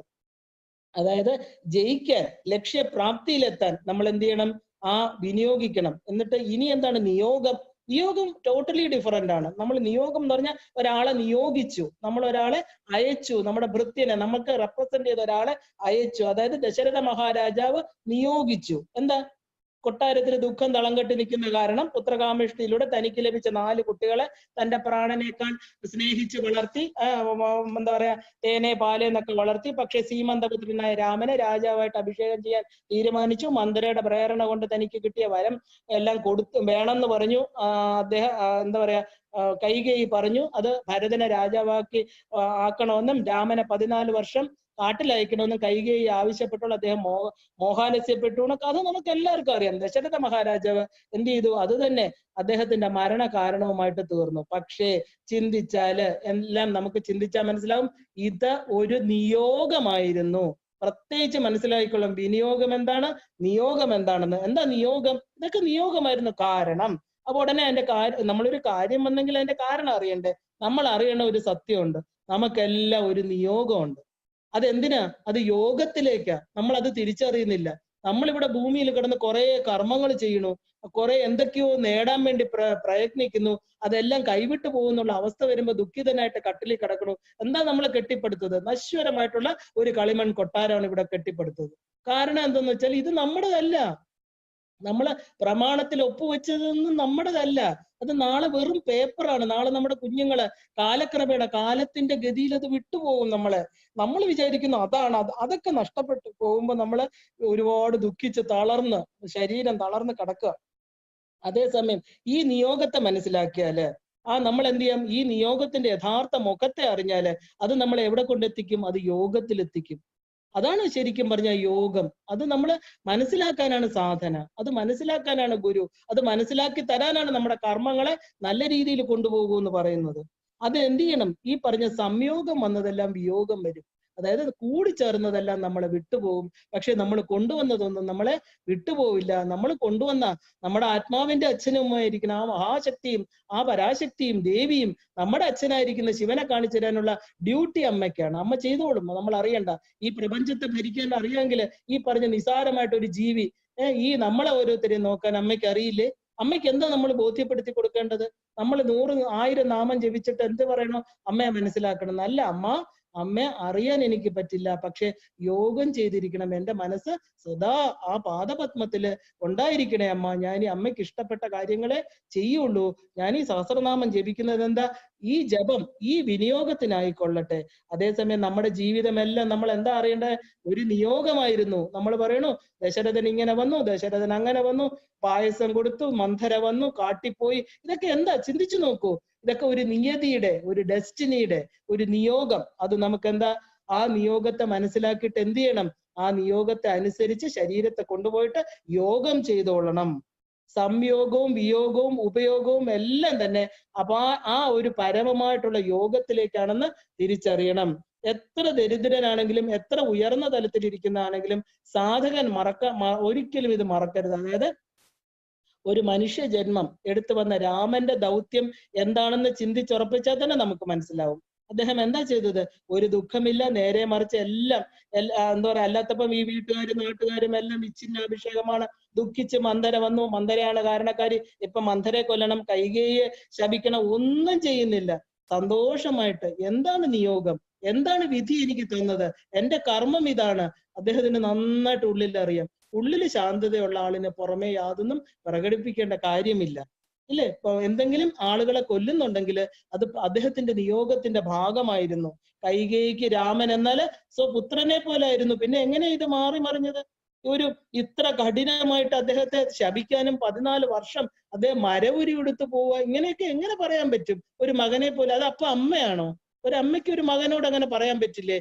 പറയാൻ പറ്റും. കാരണം എന്നാൽ രാമന്റെ നിയോഗം വേറെ ആയിരുന്നു. രാമന് പോയേ പറ്റുള്ളൂ. അങ്ങനെ പറഞ്ഞാലേ ഒരു പരിചാരികയുടെ വാക്ക് കേട്ട് പ്രവർത്തിക്കണമെങ്കിൽ ഒരു എന്താ പറയാ, ബുദ്ധി അത്രയ്ക്ക് അധപ്പതിച്ചെന്നേ നമുക്ക് പറയാൻ പറ്റൂ. പക്ഷെ അധപ്പതിച്ചതല്ല. ഒരു നിയോഗത്തിന്, കാലത്തിന്റെ ഗതിക്ക് വേണ്ടി, കാലത്തിന്റെ പ്രയാണത്തിന്, രാമാവതാരത്തിന് ലക്ഷ്യങ്ങൾ ഉണ്ടായിരുന്നു. അതൊരു നിയോഗമായിരുന്നു. അപ്പൊ നമ്മുടെ ഇടയിൽ എന്താ ഈ ബുദ്ധി ഉണ്ടാക്കുന്ന, നടുങ്ങുന്ന, നമ്മൾ എങ്ങനെ, ചിലപ്പോ പലരും പറയാറുണ്ട്, എങ്ങനെ ഇങ്ങനെ സംഭവിച്ചു, എനിക്കറിയില്ല, അയ്യോ എനിക്ക് അറിഞ്ഞുകൂടാ. ഇപ്പൊ എങ്ങനെയാ ഇങ്ങനെ സംഭവിച്ചത്? ഈ കൊറോണ വന്നത് നമുക്കറിയോ? നമുക്ക് എന്തറിയാം? നമ്മൾ പറയും, ഞാൻ സ്വപ്നത്തിൽ പോലും വിചാരിച്ചിരുന്നില്ല എനിക്കിങ്ങനെ വരും. തിക് ഫ്രണ്ട്സ് ആയിരുന്നു, എന്റെ അടുത്ത കൂട്ടുകാരനും കൂട്ടുകാരിയൊക്കെ ആയിരുന്നു. ഇതാ എന്നെ വിട്ടു ഒരു നിമിഷം. എന്താ? ഒരു തെറ്റിദ്ധാരണ. അത്രയ്ക്ക് നല്ല യുവമിഥുനങ്ങളെ പോലെ വിവാഹം കഴിച്ചു, പ്രേമവിവാഹമായിരുന്നു, കൂടിച്ചേർന്ന് ഭയങ്കര സന്തോഷമായിട്ട് ജീവിതം തുടങ്ങി. 1 വർഷം കഴിയുമ്പോൾ കുടുംബ കോടതി നിൽക്കുക രണ്ടുപേരും. എന്താ കാരണം? എനിക്കറിയില്ല, ഇങ്ങനെയൊന്നും ഞാൻ അയാളെ കുറിച്ച് വിചാരിച്ചില്ല, അയാൾ പറയുന്നു ഇങ്ങനെയൊന്നും ഈ സ്ത്രീയെ കുറിച്ച് വിചാരിച്ചില്ല. പാവപ്പെട്ട ഒരു കുടുംബമാവുമ്പോൾ ആ കുഞ്ഞുങ്ങള്, താൻ ഉണ്ടാക്കിയ കുഞ്ഞുങ്ങള് തന്റെ ധർമ്മത്തെ മറക്കണു, തന്റെ കർമ്മത്തെ മറക്കണു. എന്താ? കുഞ്ഞുങ്ങളെ മറക്കുന്നു. അവര് ഞാൻ ഉണ്ടാക്കിയതാണ്, അവരോട് എനിക്കൊരു നീതിയുണ്ട്. ആ പിതൃധർമ്മം വിട്ടുപോയി അവര് എന്തിന്റെ പുറകെ പോകുന്നു? ഇന്ദ്രിയങ്ങൾക്ക് പുറകെ പോകുന്നു, സുഖത്തിന് പുറകെ പോകുന്നു, പണത്തിന് പുറകെ പോകുന്നു. അപ്പൊ തന്റെ ധർമ്മം മറന്നു പോകുന്നു. അതൊക്കെയാണ് കാലത്തിന്റെ നിയോഗം. എന്താ അങ്ങനെ പോവാൻ കാരണം? അതൊരു നിയോഗമായിരുന്നു. അവര് ഭൂമിയിൽ വന്ന് തന്റെ പൂർവ്വജന്മാർജിത കർമ്മങ്ങള്, പാപങ്ങള്, അതനുസരിച്ചല്ലേ അവർക്ക് ഇവിടെ പ്രവർത്തിക്കാൻ പറ്റൂ. അവരെ ഇനി പിടിച്ചു കെട്ടിക്കൊണ്ടുവന്നിരുന്ന രാമായണം കേട്ടാലും പിടിച്ചു കെട്ടിക്ക് ദേവിയെ ഭജിക്കൂ എന്ന് പറഞ്ഞാൽ അവർ എണീറ്റ് ഓടും. കാരണം അവരുടെ അത്രയ്ക്ക് മനസ്സ് പാപപങ്കിലമായിട്ട് ഒരു മറ കൊണ്ട്, ഒരു ആവരണം കൊണ്ട്, അജ്ഞാനം, അതാ പറയുന്നത്, അജ്ഞാനമാകുന്ന ആവരണം കൊണ്ട് അത് മറച്ചു വെച്ചിരിക്കുകയാണ്. അവർക്ക് അതൊക്കെ ഭേദനം വരണമെങ്കിൽ കുറെ കർമ്മക്ഷയം ഉണ്ടാകണം. അതും നമ്മളല്ല നിശ്ചയിക്കുന്നത്, അത് പ്രകൃതി നിശ്ചയിക്കും. അപ്പോ നമ്മൾ ഒരിക്കലും ചോദിക്കല് എന്തിങ്ങനെ സംഭവിച്ചു.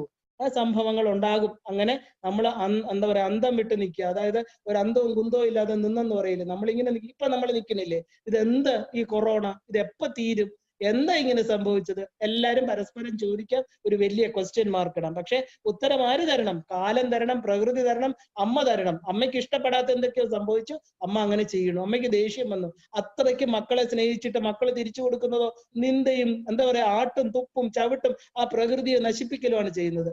അമ്മ ഉണ്ടാക്കിയ എല്ലാത്തിനെയും കൊന്നൊടുക്കുക ചെയ്യുന്നത്. അമ്മയ്ക്ക് ദേഷ്യം വന്നു, അമ്മ ചെയ്തു, അത്രേ ഉള്ളൂ. നമുക്കവിടെ ചോദിക്കാൻ പറ്റുമോ? നമ്മളെ ഉണ്ടാക്കിയതും അമ്മയല്ലേ? അപ്പോ ധർമ്മം ചെയ്യുന്നവരെ പ്രൊട്ടക്ഷൻ ഉണ്ട് അമ്മ, അധർമ്മം ചെയ്യുന്നവർക്ക് പ്രൊട്ടക്ഷൻ ഇല്ല. അവർ പ്രകൃതി ആ നിയോഗത്തിലൂടെ അവർക്ക് വേണ്ടത് കൊടുക്കും. നമ്മളത് നന്നായിട്ട് മനസ്സിലാക്കണം സാധനയിൽ. അപ്പൊ എന്ത് ചെയ്യണം? ഒരു ദൃഢനിശ്ചയം എടുക്കാൻ പറ്റാത്ത അവസ്ഥയിൽ നിന്ന് നമ്മൾ എന്താ പറയാ, ഉയരണം. ചിന്തകൾ കാട് കയറിപ്പോവും. നമ്മൾ അറിയാം, ദശരഥന്റെ ആ ദ്വിതീയ പത്നി കൈകേയി എന്താണ്, രാമൻ സ്വപുത്രനെക്കാളും അധികം സ്നേഹിച്ചിരുന്നു. പക്ഷെ മന്ദര എവിടെ നിന്നോ വന്നു. ശരി, പരിചാരികയാണ്, അവരവിടെ സ്ഥലത്തില്ലായിരുന്നു. ഈ രാമാഭിഷേകം അറിഞ്ഞുകൊണ്ട് അവരെവിടെ നിന്നോ ഓടി വരികയാണ്. എത്ര പെട്ടെന്നാണ് ആ മനസ്സിനെ, ആ കൈകേയിയുടെ മനസ്സിനെ ഇല്ലാതാക്കിയത്, സ്വാധീനിച്ചത്. ഒരു വലിയ സാമ്രാജ്യത്തെ ഒന്ന് ആലോചിച്ച് നോക്കൂ. സൂര്യവംശ സാമ്രാജ്യം ദശരഥൻ ഭരിച്ചിരുന്ന ആ സാമ്രാജ്യത്തിൽ രാമനെ പോലെയുള്ള ഒരു അവതാര പുരുഷനെ, ആ ഒരു രാജ്യാഭിഷേകത്തെ ഇല്ലാതാക്കാൻ ഒരു ജോലിക്കാരി, ഒരു ദാസി, 3 വളവുകളുള്ള ഒരു കുബ്ജ അവൾക്ക് പറ്റി ഒരു കൈകേയിലൂടെ. അപ്പൊ നമ്മൾ ചിന്തിച്ചു നോക്കൂ, ഇത്രയും വലിയ മനുഷ്യരുടെ മനസ്സിനെ മാറ്റാൻ പറ്റുമെങ്കിൽ നമ്മളൊക്കെയോ, നമ്മൾ എത്ര എത്ര ആ ഒരു ദുഃഖങ്ങളിലൂടെ, എത്ര പ്രലോഭനങ്ങളിലൂടെ, അത് തരാം ഇത് തരാം, ചീത്ത കൂട്ടുകെട്ടുകൾ നമ്മളെ ഒരുപാട് നശിപ്പിക്കും.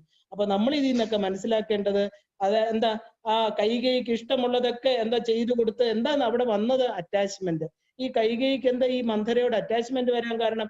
സ്നേഹം വരാൻ നമുക്കറിയാം, നമ്മൾ ചിലരുണ്ട് ഇഷ്ടമുള്ളതെല്ലാം ചെയ്തു കൊടുക്കും. നമ്മൾ എന്ത് തെറ്റ് ചെയ്താലും പറയും ആ സാരമില്ല, അതൊന്നും തെറ്റല്ല, സാരമില്ല, നീ മനുഷ്യനല്ലേ, ഇങ്ങനെ പറഞ്ഞ് തെറ്റുകളെ പ്രോത്സാഹിപ്പിച്ച് വരുന്ന ഫ്രണ്ട്സിനെ നമുക്ക് കാണാം, അച്ഛനമ്മമാരെ കാണാം, വേലക്കാരെ കാണാം, ഇഷ്ടമുള്ള എല്ലാം ചെയ്തു വരും. എന്താ, നമുക്കൊന്നും ചെയ്യാൻ മടിയായതുകൊണ്ട് നമുക്ക് കർമ്മങ്ങള് നമ്മുടേതായിട്ട് ചെയ്യാൻ മടിയാവുമ്പോൾ നമ്മൾ എന്ത് ചെയ്യും? അവരുമായിട്ട് അറ്റാച്ച്ഡ് ആകും.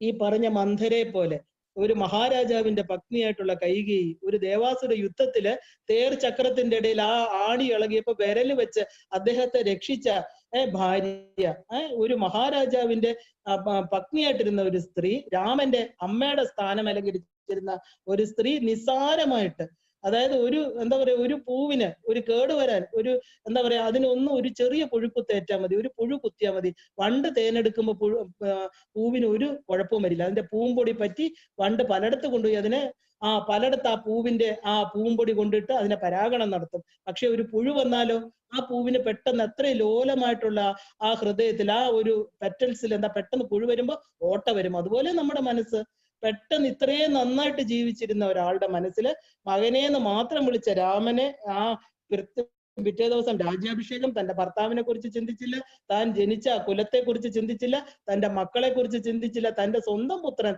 ഭരതൻ, ഇത്രയും സ്നേഹമായിട്ട് രാമന്റെ ിരിക്കുന്ന ഹരിതൻ, ആളുകൾ തന്നെ കുറിച്ച് എന്ത് വിചാരിക്കും, എന്തായിരിക്കും അവരുടെ ആ ഒരു തന്നെ കുറിച്ചുള്ള ഒരു ചിന്ത എന്ന് പോലും വിചാരിക്കാതെ അത്രത്തോളം അധപ്പതിക്കാൻ ഒരു ജോലിക്കായിരിക്കും. ഈ രാമായണം നമ്മൾ അങ്ങനെയാ കാണേണ്ടത്.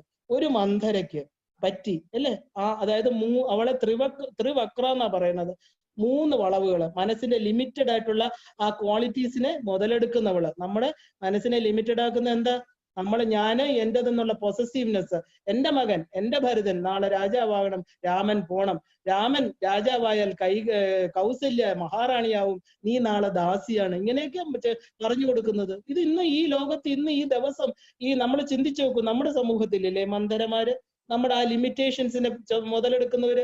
ആരെങ്കിലും നമ്മളോട് പറയൂ സാധന ചെയ്യൂ, ഉയരൂ, നിന്റെ ജീവിതത്തിൽ നല്ലതുണ്ടാക്കൂ, നിന്റെ മനസ്സിനെ ഉയർത്തൂ, നിനക്ക് ആ ഒരു ഭഗവത് ശക്തിയെ നീ കണ്ടെടുക്കൂ. എത്രത്തോളം നമ്മൾ അതിൽ നിന്ന് പിന്തിരിപ്പിക്കാൻ പറ്റുമോ? കുടുംബക്കാരായാലും ഫ്രണ്ട്സ് ആയാലും സമൂഹമായാലും നമുക്ക് ഒരുപാട് ലിമിറ്റേഷൻസ് ഉണ്ടാക്കിയുള്ളൂ. ആ ഒരു ഗുരുതത്വത്തിൽ വരുമ്പോൾ മാത്രമേ നമുക്ക് ഉയരാനുള്ള അവസരം കിട്ടൂ. അതാണ് പറയുന്നത്, പൂർവ്വജന്മ ഭാഗ്യം, എത്രയോ ജന്മങ്ങളുടെ ഭാഗ്യം കൊണ്ടേ നമുക്ക് സദ്ഗുരുവിനെ കണ്ടെത്താൻ പറ്റൂ. അതുകൊണ്ടാണ് നിർലജ്ജം ആ പാദങ്ങളിൽ നമസ്കരിക്കണം. അല്ലയോ ഭഗവാനെ, ആ ഒരു മഹാശക്തിയെ എന്നെ ഒന്ന് തൊടിയിപ്പിച്ചു വിടൂ, എനിക്ക് ആ സത്യത്തെ മനസ്സിലാക്കാൻ പറ്റൂന്ന്. അപ്പോ ഈ കൈകേയിയുടെ മനസ്സ് മാറിയപ്പോഴത്തേക്ക് എന്ത് ചെയ്തു? രാമൻ പുത്രനല്ലാതായി. രാമാഭിഷേകത്തെ നിർത്തുവാൻ പറഞ്ഞു, കച്ച കെട്ടി ഇറങ്ങി. എന്ത് ചെയ്തു? 14 വർഷം അവിടെ നിന്നാ പോരാ, ആ കൊട്ടാരത്തിൽ പോലും അദ്ദേഹത്തിന് നിന്നുകൂടാ, അദ്ദേഹം കാട്ടില് പോണം. അങ്ങനെ എല്ലാ കാര്യങ്ങളും മന്ധരെ കൊണ്ട്, മന്ധര പറഞ്ഞത്, മന്ധരയാണ് അവിടെ നേടിയത്, കൈകേയിയല്ല. മന്ധര ആ കൈകേയിലൂടെ അവതരിച്ച ആ ഒരു ദുഷ്ടശക്തി, അതാണ് അസുരന്മാരെന്ന് പറയുന്നത്. ദുഷ്ടശക്തി എന്ത് നേടാൻ ഒരു നല്ല ഒരു മീഡിയം, കൈകേയി എന്ന് പറയുന്ന ഒരു മീഡിയത്തിലൂടെ വേണ്ടതെല്ലാം നേടിയെടുത്ത ഒരു രാജ്യത്തെ, ഒരു കുടുംബത്തെ കുട്ടിച്ചോറാക്കിയ ഒരാൾ വന്നെന്ന് പറയും പോലെ ഈ മന്ധര അവിടെ ചെന്നിട്ട് എന്ത് ചെയ്തു? ഉദ്ദേശിച്ച കാര്യങ്ങളെല്ലാം നേടിയെടുത്തു. ഒരു അത്രയും പ്രതാപത്തിൽ കഴിഞ്ഞ സൂര്യവംശത്തിലെ രാജ്യാഭിഷേകം നിർത്താൻ ഒരു വിദ്യാഭ്യാസമില്ലാത്ത പരിചാരികയ്ക്ക് സാധിച്ചെങ്കിൽ മനസ്സിന് ഉയരുവാനും സാധിക്കും, താഴുവാനും സാധിക്കും. എങ്ങനെ പറ്റും? സമ്പർക്കത്തെ ആശ്രയിച്ചിരിക്കുന്നു. ഇത് വ്യക്തമാണ്, നമ്മൾ മനസ്സിലാക്കിക്കൊള്ളും. സമ്പർക്കം എന്ന് പറയുന്നത് എന്താ? ഭഗവാൻ വളരെ ക്ലിയർ ആയിട്ട് പറയുന്നുണ്ട്, ഉദ്ധരേതാത്മനാത്മാനം ന ആത്മാനം അവസാദേത്. നിന്റെ ആത്മാവിനെ നീയാണ് താഴ്ത്തുന്നത്, നീയാണ് ഉയർത്തുന്നത്. ആത്മൈവ ആത്മനോ ബന്ധുവു, നിന്റെ ആത്മാവ് നിന്റെ ബന്ധുവാണ്. ആത്മന രിപുരാത്മ, നിന്റെ ശത്രുവാൻ 1 മിനിറ്റ് മതി, നിന്റെ ഈ ആത്മാവ് നിന്റെ ശത്രുവായിട്ട് മാറും, അപ്പൊ നീ പതിച്ചു പോകും. അതുകൊണ്ട് അല്ലയോ മനസ്സേ, അല്ലയോ നമ്മുടെ ആ സത്തിലോട്ട് നമുക്ക് പോവാൻ പറ്റട്ടെ എന്ന് നമ്മൾ ഓരോ സാധകനും വിചാരിച്ചെങ്കിൽ മാത്രമേ ഓരോ ദിവസവും നമുക്ക് മുമ്പോട്ട് പോകാൻ പറ്റൂ. കാരണം സമ്പർക്കം ഒരു ഇമ്പോർട്ടന്റ് കാര്യമാണ്. പണ്ട് ദേവാസുര യുദ്ധത്തില്, അതായത് ദേവാസുര യുദ്ധം വരുമ്പോ സ്ത്രീകളെ കൊണ്ടുപോകുന്നത് തെറ്റ്. പക്ഷെ എന്താ, ഈ അമ്മയോടുള്ള, ഈ ഭാര്യയോടുള്ള പ്രത്യേക സ്നേഹം. എന്നിട്ട് എന്ത് ചെയ്തു? കൊണ്ടുപോയി തേർച്ചക്രം ഇളകിയെടുത്ത് സ്വന്തം വിരൽ വെച്ചു. ഇങ്ങനെയുള്ള ചെറിയ ചെറിയ നമ്മൾ പണ്ട് ചെയ്തു കൊടുത്ത ഒരു ഭാര്യയ്ക്ക് ഭർത്താവിന് ചെയ്തു കൊടുക്കുന്നതിന്റെ കണക്കുണ്ടോ അവിടെ? ഈ കൈകൈ എന്താ അമിത വാത്സല്യം. നമ്മൾ എപ്പോഴും ആലോചിക്കണം, ഓരോരുത്തർക്ക് ഗിഫ്റ്റ് കൊടുക്കുന്നത്. നമ്മൾ ഒരു കാര്യം ചെയ്തു തരുമ്പോൾ അയ്യോ എനിക്കത് ചെയ്തു തന്നല്ലോ, ഉടനെ ഗിഫ്റ്റ്. ആ ഗിഫ്റ്റ് കൊടുക്കുമ്പോൾ നമ്മൾ എന്താ അവരുടെ അടിമയാവുകയാണ്. ഞാൻ തരാം എന്ന് പറഞ്ഞു കഴിഞ്ഞാല് പണ്ടത്തെ രാജാക്കന്മാർക്ക് കൊടുത്തേ പറ്റൂ. ഇന്നാണെങ്കിൽ പറഞ്ഞിട്ടേ ഇല്ല എന്ന് പറയാം, 1 മിനിറ്റ് മതി. വാക്കല്ലേ മാറ്റാൻ പറ്റൂ എന്ന് പറയും. പക്ഷെ അന്ന് അങ്ങനെയല്ല, വാക്ക് കൊടുത്തു. അദ്ദേഹം പറഞ്ഞു ഞാൻ എന്താ നിനക്ക് തരേണ്ടത്, ഈ തേർചക്രത്തെ രക്ഷിച്ചല്ലോ എന്ന് പറഞ്ഞ് കൊടുത്തു. അദ്ദേഹം വരങ്ങൾ കൊടുക്കുകയാണ്, 2 വരം കൊടുക്കാന്ന് തന്റെ പ്രിയതമയ്ക്ക്. എന്താ കൗസല്യക്ക് കൊടുക്കാത്തത്? എന്താ സുമിത്രയ്ക്ക് കൊടുക്കാത്തത്? അവർക്കൊന്നും കൊടുത്തില്ലല്ലോ. അവര് ധർമ്മപത്നിയല്ലേ കൗസല്യ. ഇതുവരെ അവരത് ചോദിച്ചിട്ടില്ല. അവര് എന്താ പറയാ, ഈ പ്രത്യേകിച്ചുള്ള രാജാവിന്റെ കൂടെ എല്ലാ കർമ്മങ്ങളിലും അവർക്ക് നിഷിദ്ധ കർമ്മങ്ങൾ അവർ ചെയ്തിട്ടില്ല. കൈകേയിയെ രാജാവ് വിളിച്ചതും കൈകേയി പോയതും എന്താ, രണ്ടുപേരുടെയും പ്രത്യേക അറ്റാച്ച്മെന്റ്. എവിടെയായിട്ട് നമ്മൾ നോക്കൂ, നമ്മുടെ ജീവിതത്തിൽ എവിടെ പ്രത്യേക അറ്റാച്ച്മെന്റ് ഉണ്ടോ അവരിൽ നിന്നുള്ള ദുഃഖം നമുക്ക് താങ്ങാൻ പറ്റില്ല. ഈ രാജാവിന് ആരുടെത്തായിരുന്നു പ്രത്യേക സ്നേഹം ഉണ്ടായിരുന്നത്? അവളുടെ വാക്കുകൊണ്ട് തന്നെ അവളെ കുലടെ ദുഷ്ട എന്നൊക്കെ വിളിക്കുക രാജാവ്. നിന്നെ എനിക്ക് കാണണ്ട, നിന്റെ മുഖം പോലും കാണണ്ട എന്ന് പറഞ്ഞ് അദ്ദേഹം ആ മരണ കാരണമാവുകയാണ് സ്വന്തം ഭാര്യ. അപ്പോ എവിടെയും നമുക്ക് ഓവർ അറ്റാച്ച്മെന്റ് ആണെങ്കിൽ ദുഃഖമാണ് വരുന്നത് വെച്ചാൽ അവിടുന്ന് മനസ്സ് വിട്ടുവരാ പാടാണ്. ആ അറ്റാച്ച്മെന്റിനെ ബുദ്ധിയില്ലാത്തവരെന്ത് ചെയ്യും, ഈ പറഞ്ഞ മന്ധരെ പോലെയുള്ളവർ വന്ന് അതിനെ പ്രേരിപ്പിക്കുമ്പോൾ തെറ്റായിട്ടുള്ള കാര്യങ്ങൾ ഈ പറഞ്ഞ കാര്യങ്ങളുടെ പേരിൽ, ചെയ്തു തന്ന ഉപകാരത്തിന്റെ പേരിൽ അവര് ആ തെറ്റായിട്ടുള്ള കാര്യങ്ങൾക്ക് ഇന്ന് ലോകത്ത് എവിടെ നോക്കിയാലും കാണാം. മന്ധര പറഞ്ഞു, കൈകേയി നീ മറന്നുപോയ വരങ്ങള് ഇപ്പൊ ചോദിച്ചോളൂ. നമ്മളും പലതും മറന്നു കിടക്കും. നമ്മളെ ഓർമ്മിപ്പിക്കാൻ ഒരുപാട് ആളുകൾ ഉണ്ടാവും. ഇല്ല, നീ അത് പണ്ട് മറന്നു, നീ ഇങ്ങനെയായിരുന്നു പണ്ട്, നീ ഇങ്ങനെയായിരുന്നു, അപ്പൊ നീ പണ്ട് എന്ത് നല്ലതായിരുന്നു, ഇപ്പൊ നീ സാധനയിലൊക്കെ പ്രവേശിച്ച് നിനക്ക് ഒന്നിലും ശ്രദ്ധയില്ല, നീ പണ്ടത്തെ ആളായിരുന്നു ഇഷ്ടം. ഉടനെ മനസ്സിനൊരു ചാഞ്ചാട്ടം വന്നു. ആഹാ, അത് ചിലപ്പോ അമ്മയായിരിക്കാൻ പറയുന്നത്, അമ്മൂമ്മയായിരിക്കാൻ പറയുന്നത്, ഫ്രണ്ട്സ് ആയിരിക്കാം, ഭർത്താവായിരിക്കാം, കുഞ്ഞുങ്ങൾ. പക്ഷെ സാധന തലത്തില് ഒരു ഇരുമ്പ് കവചം തന്നെ വേണം. അതിനകത്തോട്ട് നമ്മളും നമ്മുടെ ഇഷ്ടദേവതയും മാത്രം അവിടെ പ്രവേശിക്കാതിരിക്കാൻ നോക്കണം. എന്തെന്ന് വെച്ചാൽ നമുക്ക് ഉറപ്പ് കിട്ടാത്ത മനസ്സിനെ എപ്പോഴും വേണമെങ്കിലും, അതാണ് ഭൂമിയെ പോലെ, ഈ കല്ലിനെ പോലെ, അഹല്യെ പോലെ രാമനാമത്തിൽ മാത്രം ഉറച്ചു കിടക്കണ ഒരു മനസ്സിന് ഈ പറഞ്ഞ വർഷമായാലും വെയിലായാലും തണുപ്പായാലും അവിടെ ഇങ്ങനെ കല്ല് കിടക്കുകയാണ്. അതുപോലെ എന്ത് പ്രലോഭനങ്ങൾ വന്നാലും നമ്മുടെ ഇഷ്ടദേവതയുടെ പാദത്തെ സമർപ്പിച്ച് അവിടെ നിൽക്കുക. ബിക്കോസ് നമ്മൾ ഒറ്റയ്ക്ക് വന്നു, ഒറ്റയ്ക്ക് പോണം. ഈ പറഞ്ഞ കാട്ടാളന്റെ ഭാര്യ പറഞ്ഞ പോലെ താൻ അനുഭവിക്കുന്ന കർമ്മങ്ങൾ, താൻ ചെയ്യുന്ന കർമ്മങ്ങൾ നീ തന്നെ അനുഭവിക്കണമെന്ന് നാളെ നമ്മുടെ കൂടെ നിൽക്കുന്നവരെല്ലാം നമ്മളോട് പറയും, ഞാൻ പറഞ്ഞോ നിന്നോട് ചെയ്യേണ്ടെന്ന്, നിനക്ക് ഇഷ്ടമാണെങ്കിൽ ചെയ്തോളൂ. എല്ലാവരും അവസാനം ഇങ്ങനെ കൈമലർത്തും, നമ്മൾ ഒറ്റപ്പെടും. അതുകൊണ്ട് ഇപ്പോഴേ വിചാരിച്ചോളൂ, നമുക്ക് നമ്മുടെ ഡിസിഷൻസ് സത്യമാണെങ്കിൽ, ധർമ്മമാണെങ്കിൽ, ശരിയാണെങ്കിൽ ആര് പറഞ്ഞാലും അതിന് നമ്മൾ ഈൽഡ് ചെയ്ത് കൊടുക്കേണ്ട ആവശ്യമില്ല. എന്നാൽ മാത്രമേ നമുക്ക് ആ നിധിധ്യാസനത്തിലൂടെ, ഒരു കണ്ടംപ്ലേഷനിലൂടെ, സദാ ചിന്തിക്കുന്നതിലൂടെ നമ്മുടെ ജീവിതത്തെ, നമ്മുടെ അവസാനം, നമുക്ക് ശരീരത്തിന് അവസാനമുണ്ട്, അവിടെ ചെന്ന് ചേരാൻ പറ്റൂ. അപ്പോ ഇതിൽ നിന്ന് പ്രധാനം ഈ മന്ധര എന്നാണ് നമുക്ക് കാണിച്ചു തരുന്നത്. മന്ധര എന്ന് പറയുന്നത് ഒരു ദുഷ്ടശക്തിയാണ്. ആരുടെ മനസ്സിനെയും വശീകരിക്കാൻ, അതായത് അറ്റാച്ച്മെന്റ് വെച്ചിട്ട് അത് ഡിറ്റാച്ച്ഡ് ആവാതെ അതിനെ ഓർമ്മിപ്പിച്ച് അറ്റാച്ച്മെന്റിനെ മുതലെടുക്കുന്ന ആളാണ് മന്ധര. അത് ഓർമ്മിപ്പിച്ചിട്ട് അത് നമ്മൾ വാങ്ങിപ്പിക്കുകയാണ്. എന്നാ എന്തെങ്കിലും ഒരു കാര്യം പോരെ ഇല്ല, ആ ഒരാളെ തകർത്തെറിയണം. മകൻ രാജാവാകണം, 2 രാമൻ 14 വർഷം കാട്ടിലും പോണം. അങ്ങനെ 14 വർഷം കഴിഞ്ഞ് തിരിച്ചു വന്നാല് ഒരു അവകാശവാദവും ഉന്നയിക്കാൻ പറ്റില്ല രാമന്. കിട്ടേണ്ട രാജ്യം ആർക്ക് പോകും? മുഴുവനും രാജ്യഭരണവും രാജ്യസമ്പത്തും രാജ്യസുഖങ്ങളും രാജ്യഭോഗങ്ങളും എല്ലാം ആർക്കാണ്? ഈ പറഞ്ഞ ഭരതന് കിട്ടും. ആ ഒരു എന്താ പറയാ വിഷമാണ് കൈകേയിയുടെ ഉള്ളിൽ കുത്തിക്കയറ്റുന്നത്. തന്റെ മകന്, അതായത് രാമനെ മകനെന്ന് വിളിച്ചെങ്കിലും ആ മകൻ എന്നുള്ള വിളിച്ചതിലുള്ള സ്നേഹമില്ലായിരുന്നു. കാലം ഇത് ഈ പറഞ്ഞ പല പ്രേരണകൾ വന്നപ്പോ മനസ്സ് മാറി. പക്ഷെ ഭരതൻ എന്ന് പറഞ്ഞപ്പോ എന്റെ കുട്ടി, നമ്മുടെ ഇതല്ലേ ആ ലിമിറ്റഡ്, നമ്മുടെ ത്രിപുടി എന്താ, ഞാന് എന്റേത് എനിക്കുള്ളത്, എന്തായാലും എന്റെ മകനല്ലേ, എന്റെ വയറ്റിൽ കിടന്നതല്ലേ. എത്ര കള്ളം ചെയ്തിട്ട് വന്നാലും, 10 പേരെ കൊന്നിട്ട് വന്നാലും നമ്മൾ ഒരു അമ്മ എന്ത് ചെയ്യും? ആ മകന് വേണ്ടി വാദിക്കും. അവനോടത്ത് ക്ഷമിച്ചൂടെ, അവൻ അറിയാതെ ചെയ്തതല്ലേ. അതാണ് അവിടുത്തെ ഏറ്റവും വലിയ തെറ്റ്. തെറ്റാര് ചെയ്താലും തെറ്റ് തന്നെയാണ്, അത് അക്സെപ്റ്റ് ചെയ്തേ പറ്റുള്ളൂ. അപ്പൊ എന്താ ഇവര് ചെയ്ത 14 വർഷം പാവപ്പെട്ട രാമൻ എന്ത് ചെയ്യണം? ഭാര്യ സമേതനായിട്ട് അവരെന്താ വിവാഹം കഴിഞ്ഞ നാളുകളിൽ സന്തോഷമായിട്ടിരിക്കേണ്ട ആ ഭാര്യയും ഭർത്താവിനെയും എന്താ വൽക്കലം അണിയണമെന്ന് ഒന്ന് ആലോചിച്ച് നോക്ക്. എത്ര മനസ്സിന് എത്ര താഴ്ക്കാൻ പറ്റണു. നമ്മൾ കണ്ടിട്ടില്ലേ നമ്മുടെ എല്ലാ പൊസിഷനുമുള്ള അച്ഛനമ്മമാര്, അതിൽ അമ്മ മരിച്ചു പോണു, 2ാം അമ്മ വന്നു കഴിയുമ്പോൾ അതിലുണ്ടായ ഒരു കുഞ്ഞിനെ, ഒരു അച്ഛനെ ഏൽപ്പിച്ചു നോക്കൂ. എത്ര പെട്ടെന്നാണ് ആ അച്ഛന് കുഞ്ഞിനോട് ആ ഒരു സ്നേഹം കുറയുന്നത്, എത്ര പെട്ടെന്ന് അവരെ മാറ്റിയെടുക്കുന്നു, എത്ര പെട്ടെന്ന് പ്രോപ്പർട്ടീസ് എല്ലാം അവരുടെ കുഞ്ഞിനെ അവർ ഉണ്ടാക്കിയെടുക്കുന്നു. ഈ കുഞ്ഞ് ഉണ്ടായത് ഇല്ലാതായി പോയി. ഇതുപോലെയല്ലേ ഇവിടെ സംഭവിച്ചിരിക്കുന്നത്? പാവപ്പെട്ട രാമൻ ഈ എങ്ങനെ ഒരു മനുഷ്യനും കരളലിയിക്കുന്ന കാഴ്ചയാണ് വെൽക്കലമനിഞ്ഞു പോകുന്നത് ആ രാമൻ, അതായത് പട്ടാഭിഷേകത്തിന് ഒരുങ്ങി നിന്ന രാമൻ. അപ്പോ അദ്ദേഹത്തോട് പറയാ 14 വർഷം കാട്ടിൽ പോണം, ഈ പറഞ്ഞ മരവുരി അണിഞ്ഞു പോണം എന്നൊക്കെ. അത് ഏറ്റവും വലിയ കുബുദ്ധികള്. കുബുദ്ധി എന്ന് പറഞ്ഞാൽ ബുദ്ധി കെട്ടവരെ നമുക്ക് മനസ്സിലാക്കാം. കുബുദ്ധി എന്ന് പറഞ്ഞാൽ ഒരാളുടെ സർവനാശത്തെ മുഴുവനും അവർ നശിച്ചു കഴിയണവരെ ആ ഒരു സമാധാനം ഇല്ല അവർക്ക്. അവരെ വിട്ടാ പോരാ, അവരുടെ മുഴുവൻ തട്ടിയെടുത്താലും പോരാ, പിന്നെയും അവർ നശിച്ചു കാണണം. അവരുടെ കുഞ്ഞുങ്ങൾ നന്നാവരുത്, അവരുടെ കുടുംബം നന്നാവരുത്, അവരുടെ പരമ്പര നന്നാവരുത്. ഇതാണ് മന്ധര.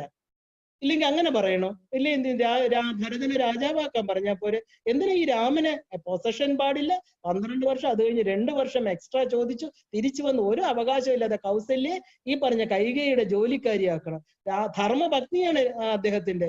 ആ ഒരു ദശരഥ മഹാരാജാവിന് എത്ര വീഴ്ചകളാ വന്നത് ആലോചിച്ച് നോക്കൂ. സ്വന്തം ഒരു 3 ഭക്തിമാരുണ്ടെങ്കിൽ ഒരാളോട് ഓവറായിട്ട് സ്നേഹം വന്നു, ചെയ്ത കർമ്മങ്ങളെല്ലാം തെറ്റ്. നായാട്ടിന് പോയി ഒരു ആന, വെള്ളം കുടിക്കുന്ന ആനയെ കണ്ടിട്ട് ഒരു ഋഷികുമാരനെ കൊന്നു.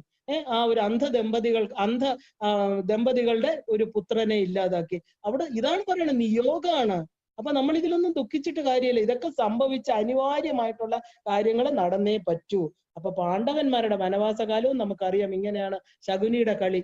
പാണ്ഡവർക്ക് അർഹതപ്പെട്ട ഗ്രാമം പോലും കിട്ടാതെ അവസാനം എല്ലാം ചോദിച്ചിട്ട് ഒന്നും തരാൻ തയ്യാറാകാതായപ്പോഴാണ് അവിടെ പാണ്ഡവ കൗരവ യുദ്ധം വരുന്നത്. ഒരാള് നന്മയുള്ളവർ ക്ഷമിക്കാവുന്നിടത്തോളം ക്ഷമിക്കും, പക്ഷെ അവനെ ചവിട്ടി താഴ്ത്തി പാതാളത്തിൽ അയച്ചു കഴിഞ്ഞാൽ പിന്നെ എന്ത് ചെയ്യാൻ പറ്റും? ധർമ്മത്തിന് വേണ്ടി അവിടുന്ന് ഈശ്വരൻ വരും. അങ്ങനെയുള്ളവർക്ക് രക്ഷിക്കാൻ ഷുവറാണ്. നമ്മുടെ അമ്മ കൂടെ കാണും നമ്മുടെ അടുത്ത്. അവരെ ധർമ്മിഷ്ഠരെ, അമ്മയുടെ പാദം സ്പർശം ചെയ്തവരെ, അമ്മയുടെ പാദം സ്മരിക്കുന്നവരെ ഒരിക്കലും പാതാളത്തിലോട്ട് അമ്മ വിടില്ല. അമ്മ കാണും കൂടെ, അവരെ രക്ഷിക്കും. അതിനുള്ള ഉറപ്പാണ് ലളിതാ സഹസ്രനാമം. അതുപോലെ എന്താ പറയാ, ഈ പാണ്ഡവന്മാര് വനവാസവും അജ്ഞാതവാസവും ആര് കാരണം ഉണ്ടായി? ഇവിടെ മന്ധരയെ പോലെ അവിടെ ഒരാളുണ്ടായിരുന്നു, ശകുനി. പേര് കേൾക്കുമ്പോ തന്നെ അറിയാം, ശകുനി. ഏത് ശകുനവും മുടക്കുന്നത്. നമ്മൾ എപ്പോഴും ഒരു യാത്രയ്ക്ക് പോകുമ്പോൾ നല്ല ശകുനം കാണും. പശുവിനെ കാണും, പശുവിന്റെ കുട്ടിയെ കാണും, ഇല്ലെങ്കിൽ നല്ല ആളുകളെ കാണും, സന്തോഷം ഉള്ള വസ്തുക്കൾ കാണും, ദേവിയുടെ പടം കാണും. പക്ഷെ ശകുനി എന്താ? ശകുനം ഇന്നത്തെ എന്റെ ശകുനമേ മുടങ്ങി എന്ന് പറയാൻ കാരണം എന്താ? ഒരു ദുഷ്ട മനസ്സുള്ള ഒരു വ്യക്തി വന്ന് നിൽക്കുന്നതാണ് ശകുനം. ആ ഒരു ശകുനം അന്നത്തെ ദിവസം അയാളുടെ ആ ഒരു നെഗറ്റീവ് നേച്ചർ നമ്മുടെ ഉള്ളിൽ കൂടെ വന്ന് കയറും. ഇല്ലേ? നമ്മൾ രാവിലെ എന്താ ദേവിയുടെ പാദങ്ങള്, ഗുരുപാദങ്ങളൊക്കെ നമ്മുടെ ശിരസിന് മേളിൽ വിചാരിക്കുന്ന ആ ഒരു ജ്ഞാനപ്രവാഹം, ആ ഒരു ഗംഗ നമ്മളിൽ ഒഴുകി നമ്മൾ ശുദ്ധരായിട്ടാണ് രാവിലെ ഇരിക്കുന്നത്. അതായത് നമ്മൾ സുഷുപ്തി അവസ്ഥയിൽ അമ്മയുമായിട്ടായിരുന്നു. ശുദ്ധമാണത്. തുരിയ അവസ്ഥയിലിരിക്കുന്ന അമ്മയുടെ പാദത്തിൽ കിടന്ന് നമ്മൾ രാവിലെ എഴുക്കുമ്പോൾ എന്താ കുറെ ആൾക്കാരുടെ ഇടയിലോട്ട് ഇറങ്ങി വരണം. അപ്പൊ നമ്മളൊന്ന് ശുദ്ധീകരിക്കുക. അതാണ് ശകുനം. ദുശകുനം, നല്ല ശകുനം. ഇത് നല്ല ശകുനം. അമ്മയുടെ പാദത്തെ കണ്ടു സന്തോഷമായിട്ട് നമ്മൾ എണീക്കുന്നു. ഒരു പ്രൊട്ടക്ഷൻ ഉണ്ട്, അമ്മ നമ്മുടെ കൂടെ ഉണ്ട്, ആ ഉറപ്പ്. അമ്മയുടെ പാദങ്ങളൊക്കെ കണ്ടു, അവിടുത്തെ ചിഹ്നങ്ങളൊക്കെ കണ്ടു, പത്മം കണ്ടു, എന്താ അമ്മയുടെ കോതണ്ട്, അമ്മയുടെ വില്ല് കണ്ടു, എല്ലാം ആ ഒരു സൗന്ദര്യമുള്ള പാദങ്ങളെ കണ്ട് എഴുക്കുമ്പോൾ അന്ന് ജീവിതം മുഴുവനും സൗന്ദര്യമുള്ളതായിട്ട് തീരുക. ഒരു അനുഗ്രഹം, ഒരു ബ്ലെസ്സിങ്. അതേസമയം ഈ ശകുനിയോ മന്ധരയാണെങ്കിലോ അതെന്താ? അവരെങ്ങനെ? അവർ മനുഷ്യ ജന്മത്തില് അവർക്കും ദേവി തന്നെയാണ് ഉള്ളിലിരിക്കുന്നത്. പക്ഷെ അവരുടെ ചിന്തകള്, അവരുടെ മനസ്സ് അത്രത്തോളം തരം താണു പോയി ബാക്കിയുള്ളവരെ ദ്രോഹിക്കുക.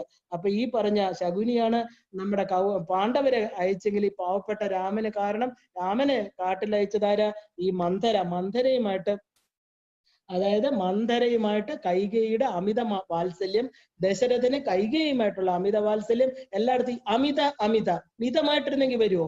നമുക്ക് വേണ്ടെങ്കിൽ വേണ്ടെന്ന് പറഞ്ഞൂടെ? അമിതമായതാണ് കാരണം. അപ്പോ എന്താ, സ്വന്തമായിട്ട് ഒന്നുമില്ലാത്ത ഒരവസ്ഥ എത്തി. അവസാനം എന്തായി? അമിതമായിട്ടുള്ളിടത്തൊക്കെ നഷ്ടങ്ങൾ സംഭവിച്ചു, പതനം സംഭവിച്ചു. ഇല്ലേ? കൈകേയിക്ക് തന്റെ പുത്ര സമാനനായിട്ടുള്ള രാമനെ ഒരു മടിയില്ലാതെ കാട്ടിൽ അയക്കാൻ തോന്നി. അങ്ങനെ നിരന്തരമായിട്ടുള്ള പ്രലോഭനം, അതായത് ഊതി ഊതി ഊതി മനുഷ്യന്റെ മനസ്സിനെ ഇല്ലാതാക്കാൻ പറ്റും എന്നതിന്റെ പ്രത്യക്ഷ ഉദാഹരണമാണ് ഈ പറഞ്ഞ എന്താ, കൈകേയി ദശരഥനോട് വരം ചോദിക്കുന്നത്. 2 വരം. രാമൻ സന്യാസി വേഷം കെട്ടണം, ദണ്ഡകാരണ്യത്തിൽ പോണം, സന്യാസിയായി കഴിയട്ടെ, ഇവിടെ യുവരാജാവായിട്ട് ഭരതൻ വരട്ടെ എന്നൊക്കെ. എത്ര മാറ്റങ്ങളാണ് ഒരു ദിവസം കൊണ്ട്, ഒരു രാത്രി കൊണ്ട്. ചിന്തിച്ചാൽ ആരും കരഞ്ഞു പോകും. പക്ഷെ ഇത് കരളലിയിക്കുന്ന കഥയല്ല രാമൻ്റെത്. ഇത് നമ്മൾ കാണണം.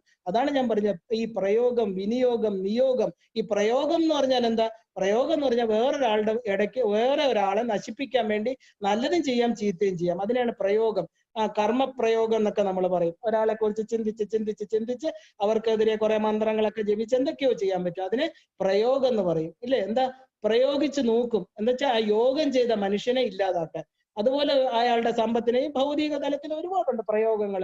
എന്താ പറയാ, സ്തംഭനം, മാരണം, അങ്ങനെയൊക്കെ കുറെ ഉണ്ട്. അവരെ നശിപ്പിക്കാൻ, അവരുടെ ഭൗതിക സമ്പത്ത് ഇല്ലാതാക്കാൻ, അവരുടെ കുഞ്ഞുങ്ങളെ ഇല്ലാതാക്കാൻ, അവരുടെ കുടുംബത്തെ ഇല്ലാതാക്കാൻ. ഈ പറഞ്ഞ ഓരോ കർമ്മങ്ങളും 1000 മടങ്ങ് ഒരമ്പ് അയച്ചിട്ടുണ്ടെങ്കിൽ അത് 10 മടങ്ങിട്ടുള്ള 1000 അമ്പുകളായിട്ട് ഈ ചെയ്യുന്ന ആളിന്റെ അടുത്ത് വരുന്ന അവരറിയുന്നില്ല. കൂർത്ത അമ്പുകളായിട്ട് വന്ന് അവരുടെ കുടുംബം, അവരുടെ വംശം, ഈ ചെയ്യുന്നവരുടെ ഓരോ കർമ്മങ്ങളും അവര് ഈ ജന്മത്തിൽ അല്ലെങ്കിൽ പല ജന്മങ്ങളായിട്ട് അനുഭവിച്ച് തീർത്തേ മതിയാവും. അപ്പൊ പ്രയോഗിക്കുക എന്ന് പറഞ്ഞാൽ ഒരാളെ പ്രയോഗം, ശരിക്കും പറഞ്ഞാൽ അതിനെ ദുഷ്പ്രയോഗം എന്ന് പറയാം. സത്പ്രയോഗം എന്ന് പറയുന്നത് വളരെ കുറവാണ്. വളരെ ആരും അങ്ങനെ നമ്മളെ നന്നാക്കാൻ വേണ്ടി ഒരുപാട് പ്രയോഗിക്കില്ല, അല്ലേ? എന്താ പ്രയോഗിക്കാൻ പറ്റുന്നവർക്ക്? നല്ല വാക്കുകൾ പ്രയോഗിക്കാം, നമ്മളെ തളർത്താതെ. അത് ഗുരുപരമ്പര മാത്രമേ ഉള്ളൂ നമുക്ക് പ്രയോഗം എന്ന് പറയുന്നത്. അവർക്ക് ബാക്കി എല്ലാം ദുഷ്പ്രയോഗങ്ങളാണ്. പക്ഷെ വിനിയോഗം എന്ന് പറയുമ്പോൾ നമ്മൾ അതിന് എന്തിനു വേണ്ടിയിട്ടാണ് ഞാനിത് ചെയ്യുന്നത്, അത് ആ കർമ്മത്തെ അറിഞ്ഞു ചെയ്യാം. നിയോഗം എന്ന് പറയുന്നത് എന്താ? അത് നമ്മുടെ കയ്യിലല്ല, അത് വിധിയുടെ കൈയാണ് നിയോഗം. ഒന്നും നമ്മുടെ കയ്യിലല്ല. അതാണ് ഇപ്പൊ നമ്മൾ കണ്ടുകൊണ്ടിരിക്കുന്നത്, അല്ലേ? എല്ലാം ഒരു പ്രീ പ്ലാൻഡ് സ്റ്റോറി, ഒരു ഡെസ്റ്റിൻഡ് സ്റ്റോറി. അതിലൂടെ കുറെ കഥാപാത്രങ്ങൾ നടന്നു പോകുന്നു. നമ്മൾ എപ്പോഴും കേട്ടിട്ടുണ്ട്, വേഷം എനിക്ക് എന്തെന്ന് വിധിപ്പത് വിഭോ മൽച്ചിത്തം വിശ്വപ്രിയനായി നടനം ചെയ്യുന്നത് വിധേയൻ കൃത്യം. എന്റെ കൃത്യം എന്താ? ഈ വിശ്വത്തിൽ വന്നുപോയി, ജനിച്ചുപോയി, എല്ലാവരുടെയും മുമ്പിൽ നന്നായിട്ട് അഭിനയിച്ച് ഈ തിരശ്ശീലയ്ക്ക് പിന്നിലോട്ട് യാത്രയാവണം. അത്രേ എനിക്ക് ആഗ്രഹമുള്ളൂ. എന്റെ കർമ്മങ്ങള്, എന്റെ ധർമ്മങ്ങള് എല്ലാം നന്നായിട്ട് ചെയ്യാൻ പറ്റണം. ഇതാണ് നമുക്ക് രാമായണം കാണിച്ചു തരുന്നത്. പക്ഷെ അതാണ് ഈ പറഞ്ഞ രാമന്റെ അടുത്ത് കാട്ടിൽ പോവാൻ പറഞ്ഞപ്പോൾ ഇത് കരയാനുള്ളതല്ല. രാമൻ എങ്ങനെയാണ് പ്രതികരിക്കുന്നത് അവിടെയാണ് നമ്മൾ കാണേണ്ടത്. അവിടെയാണ് സാധകന്റെ ലക്ഷ്യം രാമൻ കാണിച്ചു തരുന്നത്. ഇതെല്ലാം മറികടന്ന് തന്റെ ഉദ്ദേശ ലക്ഷ്യത്തെ പ്രാപിക്കാൻ വീറും വാശിയോടും കൂടിയുള്ള അയനം, അതാണ് രാമായണം. രാമന്റെ ആ രാമപാദങ്ങളെയാണ് നമ്മൾ പിന്തുടരേണ്ടത്. ആ രാമന്റെ അയനം എവിടേക്കായിരുന്നു? ആലോചിച്ച് നോക്കൂ. രാമന്റെ അയനം സരയൂ നദിയില് അദ്ദേഹം തന്റെ ശരീരത്തെ ത്യജിച്ചതിന് ശേഷം യോഗാവസ്ഥ, തന്റെ ധാമമായിട്ടുള്ള വിഷ്ണുവിന്റെ വൈകുണ്ഠത്തേക്ക് അദ്ദേഹം തിരിച്ചു പോവുക, തന്റെ അവതാര ലക്ഷ്യത്തെ പൂർത്തീകരിച്ചിട്ട്. അപ്പൊ അവതാരം എന്ന് പറഞ്ഞാൽ അദ്ദേഹം മേളിലിരുന്ന, വൈകുണ്ഠത്തിലിരുന്ന അദ്ദേഹം താഴെ ഭൂമിയിൽ വന്ന് തനിക്ക് കുറെ നിയോഗങ്ങൾ ഉണ്ടായിരുന്നു. ആര് നിയോഗിച്ചു അദ്ദേഹത്തെ? ദേവന്മാര് നിയോഗിച്ചു.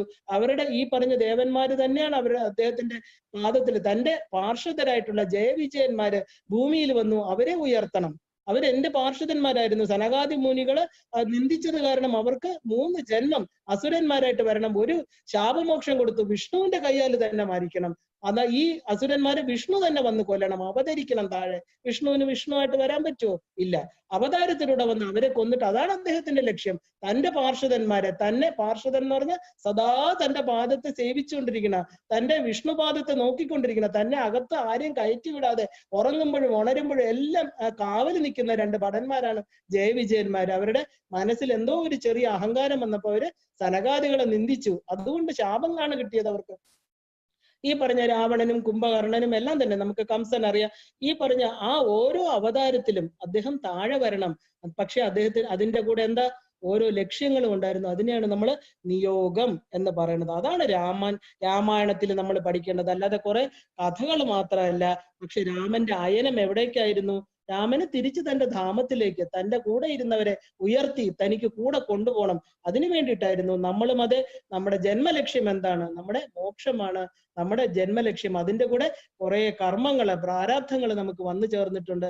ഭർത്താവ്, കുഞ്ഞുങ്ങള്, കുടുംബം, സമൂഹം, ഫ്രണ്ട്സ്, എല്ലാവരോടും കുറെ കർത്തവ്യങ്ങൾ ചെയ്ത് നന്നായിട്ട് പൂർത്തീകരിച്ച് ആ രാമപാദങ്ങളെ സ്മരിച്ച് നമുക്ക് പോവാൻ പറ്റണം.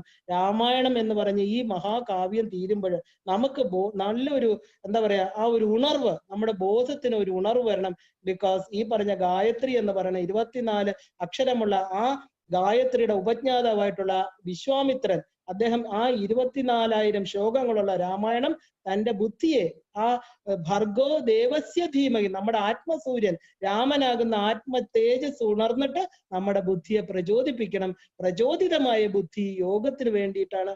യോഗം എന്ന് പറഞ്ഞാൽ നമ്മുടെ ഉള്ളിലിരിക്കുന്ന ജീവാത്മാവും നമ്മുടെ ഉള്ളിലിരിക്കുന്ന പരമാത്മാവും തമ്മിൽ ചേരുന്നതാണ് യോഗം. അതിന് നമുക്ക് പറ്റണം. അതാണ് ശരിക്കും പറഞ്ഞ എന്താണ് ഈ രാമായണം നമ്മൾ വായിക്കുന്നതും പഠിക്കുന്നതും.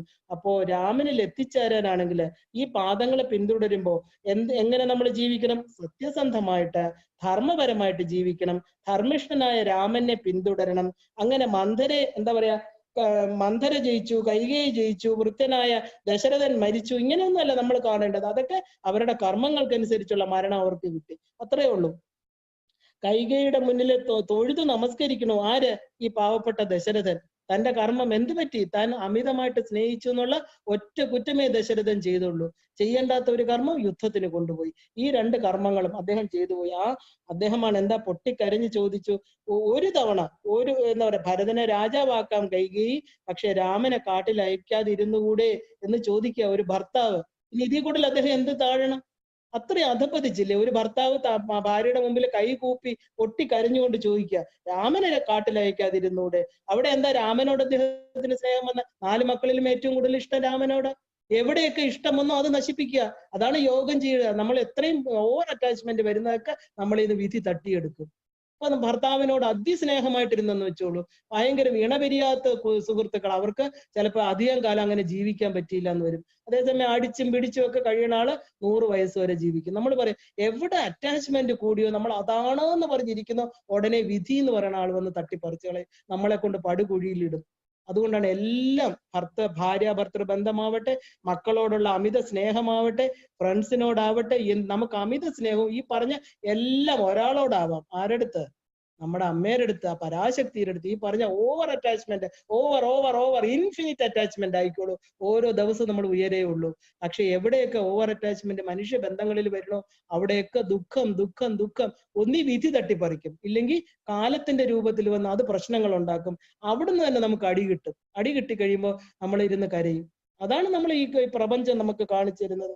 ഈ രാമനെയെങ്കിലും കാട്ടിലയക്കാതെ ഇരുന്നൂടെ എന്ന് കൈകേയിയെടുത്ത് ചോദിക്കുക വെച്ചാൽ, രാമൻ എനിക്ക് ഈ 4 പുത്രന്മാരിലും പ്രിയപ്പെട്ടവരാണ്. കൈകേയി, ഏറ്റവും എന്റെ 3 ഭാര്യമാരിൽ ഏറ്റവും ഇഷ്ടം നിന്നോടാണ്. ഈ ഏറ്റവും ഇഷ്ടപ്പെട്ട ഭാര്യ വന്ന് എൻ്റെ അടുത്ത് പറയുന്നു എന്റെ ഏറ്റവും ഇഷ്ടപ്പെട്ട പുത്രനെ കാട്ടിലയക്കാൻ. ഇതിൽ കൂടുതൽ എന്താ വേണ്ടത് വൃദ്ധനായിട്ടുള്ള ദശരഥന്?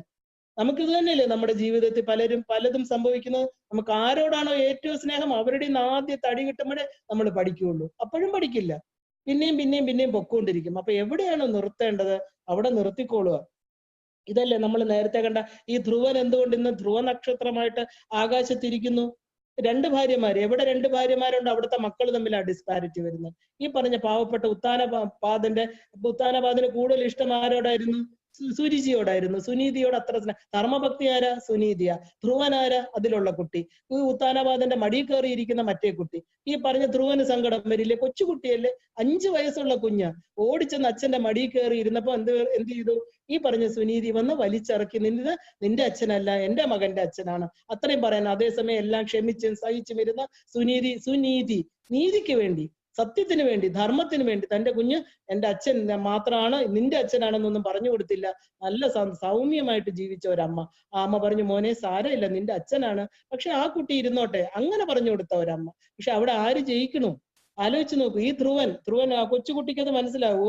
അത് എന്താ എന്റെ അച്ഛന്റെ മടിയിൽ ഇരുന്നാലെന്നാ കുട്ടി ചോദിക്കുന്നത്. അപ്പൊ പറഞ്ഞു, എനിക്കറിയില്ല, നീ ഭഗവാനോട് ചോദിക്കുക, നീ ഭഗവാൻ ഉത്തരം തരട്ടെ. ആ കൊച്ചുകുട്ടി അതിന്റെ പിഞ്ച് മനസ്സ് അത് വേദനിച്ച് കരഞ്ഞോണ്ട് പോവുക. എന്റെ അച്ഛന്റെ മടി, അത് ആകെ ചോദിക്കണേ എന്റെ അച്ഛന്റെ മടിയിലിരിക്കാൻ എന്ത് ചെയ്യണമെന്ന്.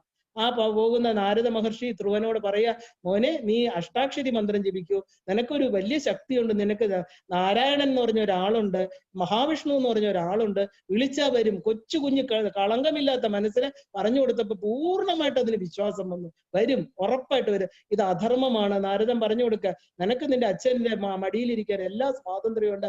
ഉത്തമനെ പോലെ. ഉത്തമൻ എന്ന് പറഞ്ഞത് 2ാം ഭാര്യയുടെ മകനാണ്, എന്നാലും നിനക്കും ഉണ്ട് അവകാശം. നിന്നെ പിടിച്ചിറക്കേണ്ട ആവശ്യമില്ല. നിന്റെ അവകാശങ്ങളെ നിനക്ക് തരുന്ന ഒരേ ഒരാളെ ഉള്ളൂ, ഈശ്വരനാണ്. ഈ പ്രപഞ്ചം ഇങ്ങനെയൊക്കെയാണ്, നീ ഈശ്വരനെ വിളിക്കുന്നു. ആ കുഞ്ഞു ചെന്ന് എന്താ പറയാ, ആ അഷ്ടാക്ഷരി മന്ത്രം ആ പതിഞ്ഞതുപോലെ, ആ നിഷ്കളങ്കം ഒന്നും എഴുതാത്ത ഒരു ക്ലീൻ സ്ലേറ്റ് ആയിരുന്നു. ഈ മന്ത്രം അങ്ങോട്ട് കൊടുത്തു.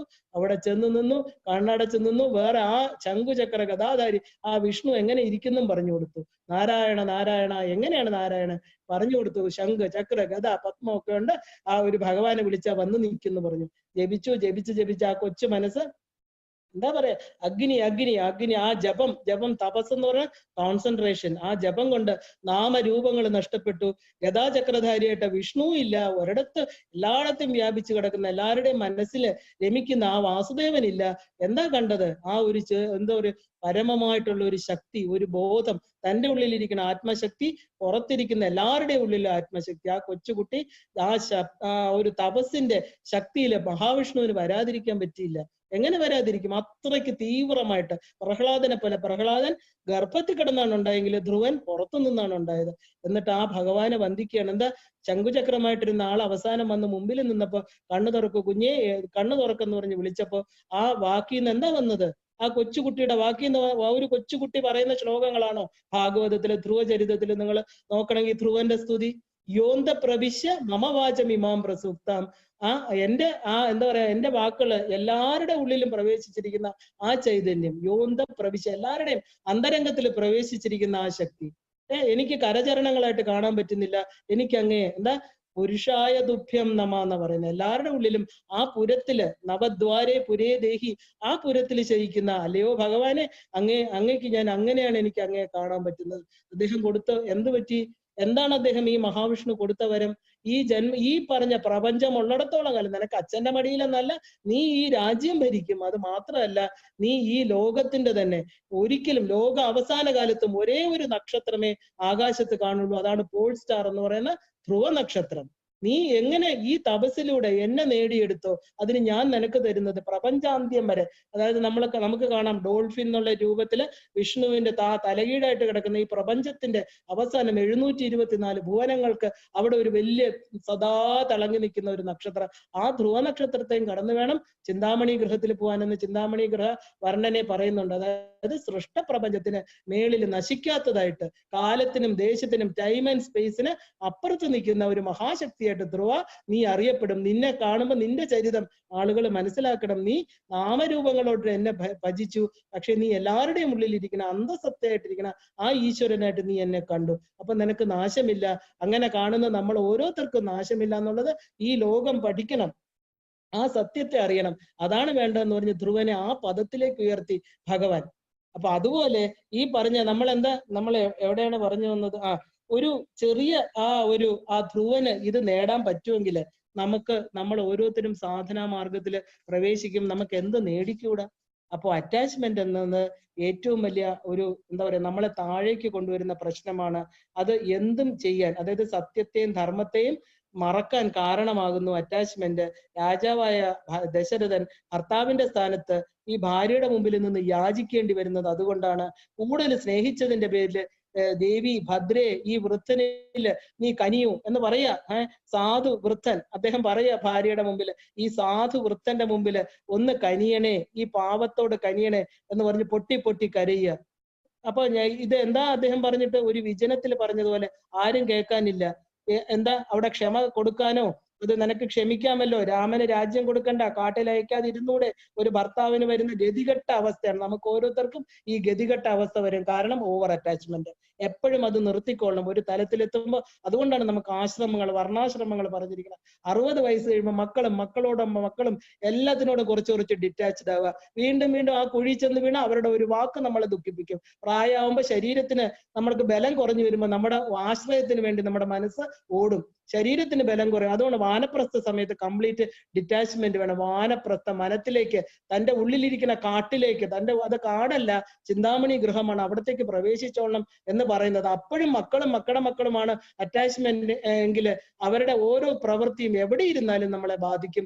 നമ്മുടെ ശരീരം തളർന്നു പോകും. അവരുടെ ഒരു വാക്കുകൊണ്ട് 10 ദിവസം നമുക്ക് എണീക്കാൻ പറ്റും. ശരീരം യൗവനത്തിലിരിക്കുമ്പോൾ നമുക്ക് എല്ലാം നേരിടാൻ ഒരു ആത്മശക്തി ഉണ്ടാവും. വെച്ചാൽ ശരീരത്തിന് ഇതുണ്ട്. ശരീരം തളരുമ്പോൾ നമ്മള് വാക്കുകളിൽ കടിച്ചു തൂങ്ങി കിടക്കും. ഒരാളുടെ പ്രതികരണം നമ്മളെ ബാധിക്കും. പാവം ഈ ദശരഥൻ, അദ്ദേഹം പറഞ്ഞു, ഒരു വൃദ്ധനല്ലേ ഞാൻ, സ്വന്തം ഭാര്യയോട് പറയാ, ഈ വൃദ്ധനോട് ക്ഷമിക്കൂ, നിനക്ക് ആ രാമനോട് ഒന്ന് ക്ഷമിക്കൂ, കാട്ടിലയക്കാതിരിക്കുന്നു. അപ്പൊ ഈ ഗതികെട്ട അവസ്ഥ ഒരു സാധകനും വരരുത്. പ്രത്യേക സ്നേഹത്തിന്റെ പേരിൽ വരം കൊടുത്തു. അപ്പൊ ചോദിക്കാതെ, അതായത് ചോദിക്കാതെ ഒന്നും കൊടുക്കരുത്.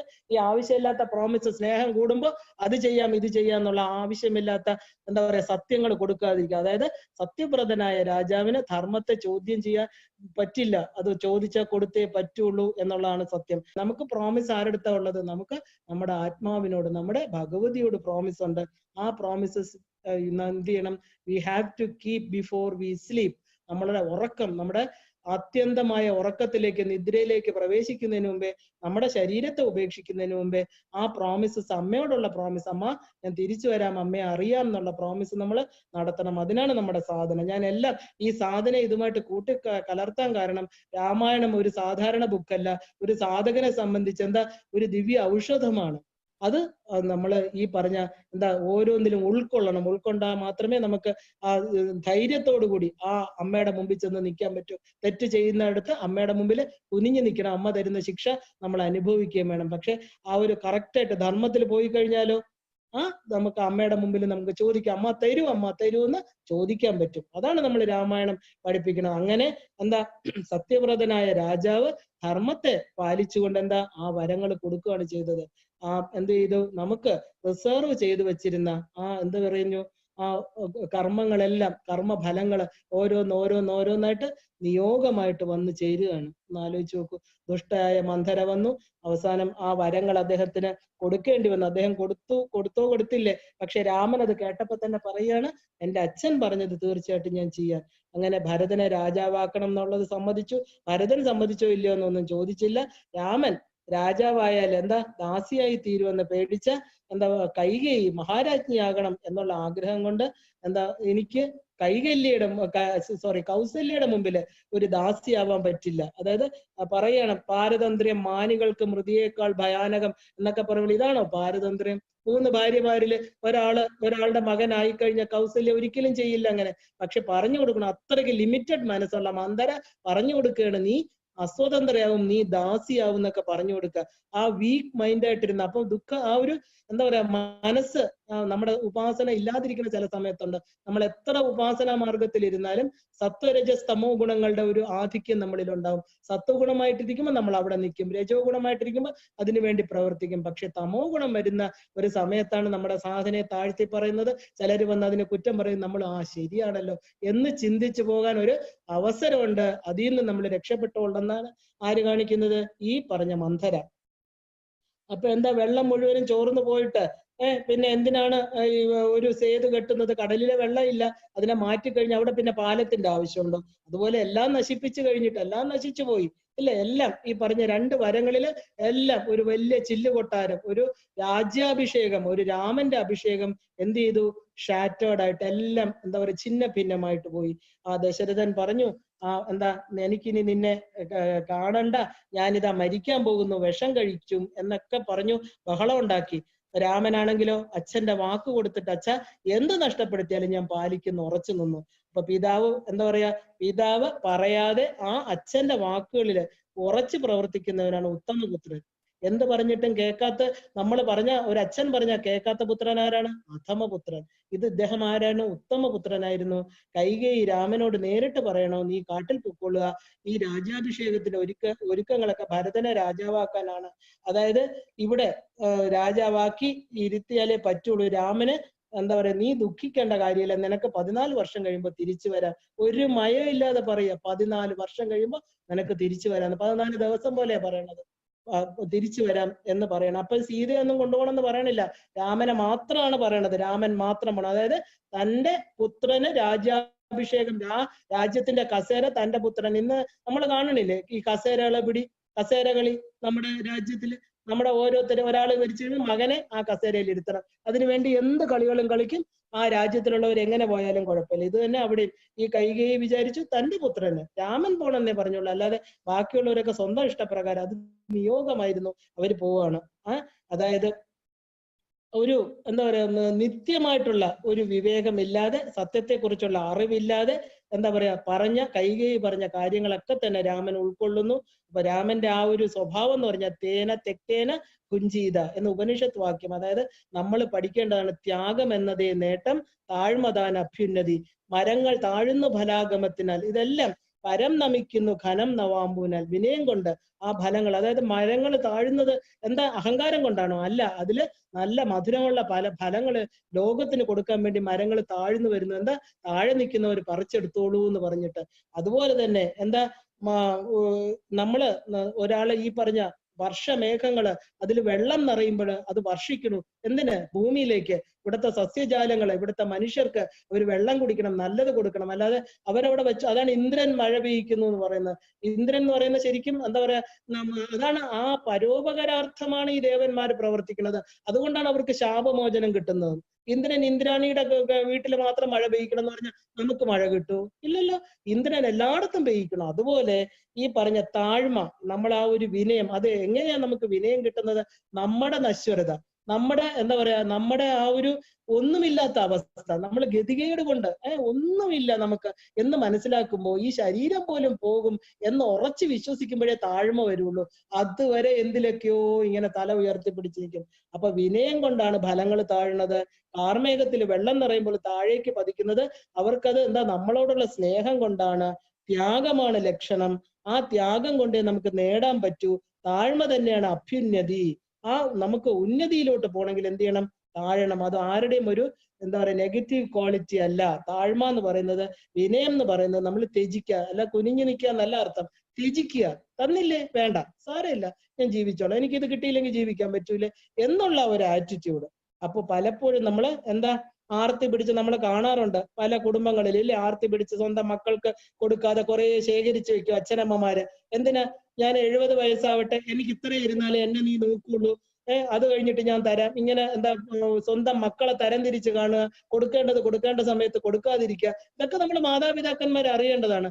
അത് കഴിഞ്ഞ് എന്ത് വരുന്നു? ഈ മക്കൾ തമ്മിൽ ശത്രുക്കളാകുന്നു, അവര് തമ്മിൽ വൈരം ഉണ്ടാകുന്നു. അതെന്താ കാരണം? ഈ അച്ഛനമ്മമാര്. കാരണം അവർ വിചാരിക്കുന്നു അച്ഛനമ്മമാരുടെ അടുത്തുള്ള സ്നേഹം ഈ സ്വത്തുക്കളെ ആശ്രയിച്ചിരിക്കുന്നു, അവരുടെ ബാങ്ക് അക്കൗണ്ടിനെ ആശ്രയിച്ചിരിക്കുന്നു.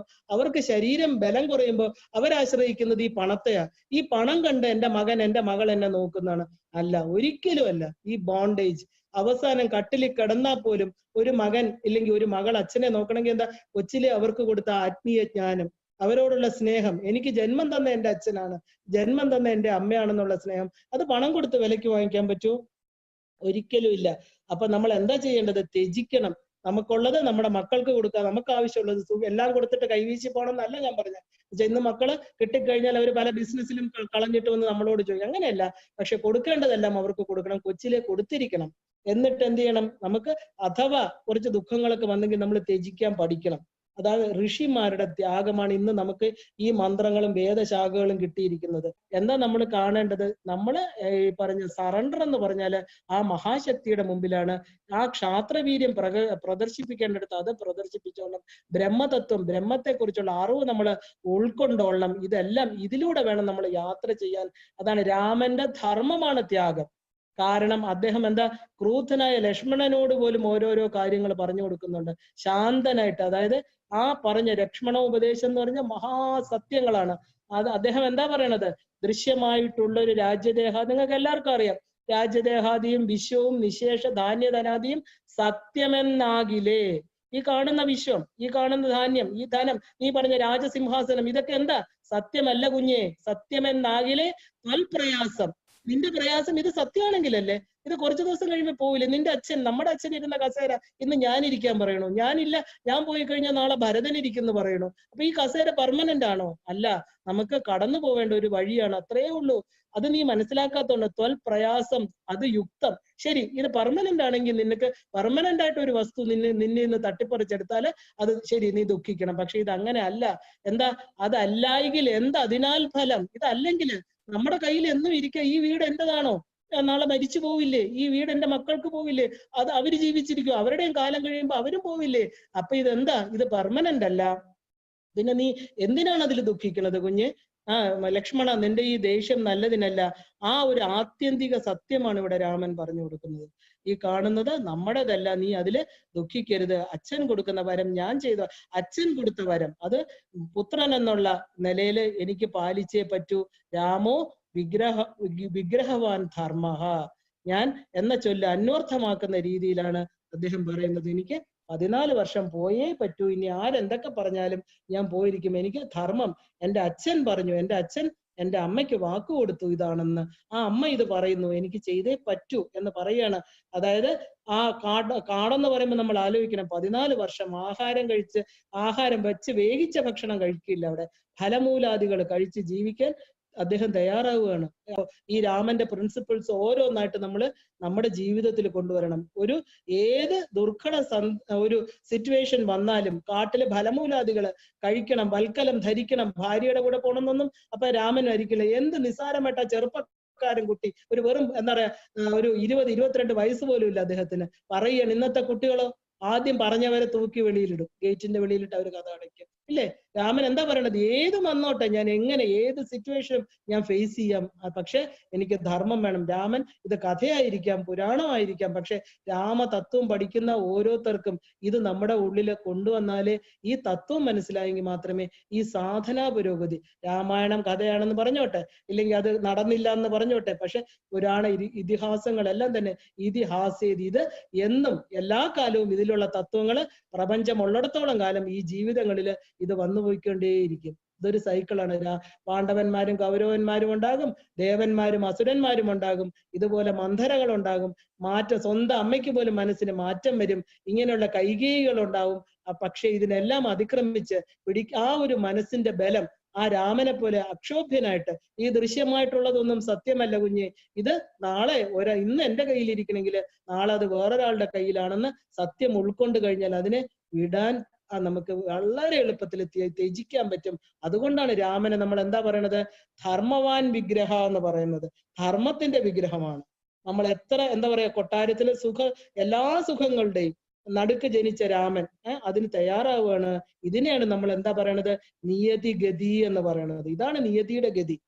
അപകടങ്ങൾ വരട്ടെ, കൊറോണ വരട്ടെ, സുനാമി വരട്ടെ, കൊടുങ്കാറ്റ് വരട്ടെ, ഇവയിൽപ്പെട്ട് ലക്ഷക്കണക്കിന് ആളുകൾ മരിക്കണു. മരിച്ചവരെ ഓർത്ത് നമ്മൾ ദുഃഖിക്കേണ്ട. ജനിച്ചാ മരിക്കണം, അത് അമ്മയുടെ തീരുമാനം, പ്രകൃതിയുടെ തീരുമാനം. അതോർത്ത് നമ്മൾ എന്തിനാ താടിക്ക് കൈ കൊണ്ട് കൊടുത്തിരിക്കണം? നാളെ ചിലപ്പോൾ അതിൽ നമ്മളും കാണുമായിരിക്കും. പക്ഷെ നമ്മൾ എന്താ ചെയ്യേണ്ടത്? അത് അക്സെപ്റ്റ് ചെയ്യണം. ഇത് നമ്മുടെ കയ്യിലല്ല, ഇത് നമ്മൾ വരുത്തിയതല്ല, നമ്മൾ ചെന്ന് കൊന്നതല്ല. ഒരു അപകടം ചിന്തിച്ചു നോക്കൂ. ഒരു കാറ് പോകുന്നു, ഒരു അപകടം വന്ന കാറിലുള്ളവരൊക്കെ മരിക്കണു. ആരാ അതിന് ഉത്തരവാദി? ഓട്ടിച്ച ഡ്രൈവറാണോ? അതിനകത്തിരുന്ന ആളുകളാണോ? നമ്മൾ പറയുന്നു അയ്യോ കഷ്ടം എന്ന്. ആ ഡ്രൈവർക്ക് അങ്ങനെ എന്തുകൊണ്ട് ആ ഒരു കൈ പിഴ വന്നു? ഉറങ്ങിപ്പോയില്ലെങ്കിൽ കാറ് തട്ടി. ഇതൊക്കെ ഒരു നിയതി നമ്മൾ കാണണം. 36 തത്വങ്ങളിൽ നിയതി ഇറ്റ്സ് വെരി ഇമ്പോർട്ടന്റ്. മായ, നിയതി, കാലം, ഇതിലൂടെയാണ് നമ്മൾ സഞ്ചരിക്കുന്നത്.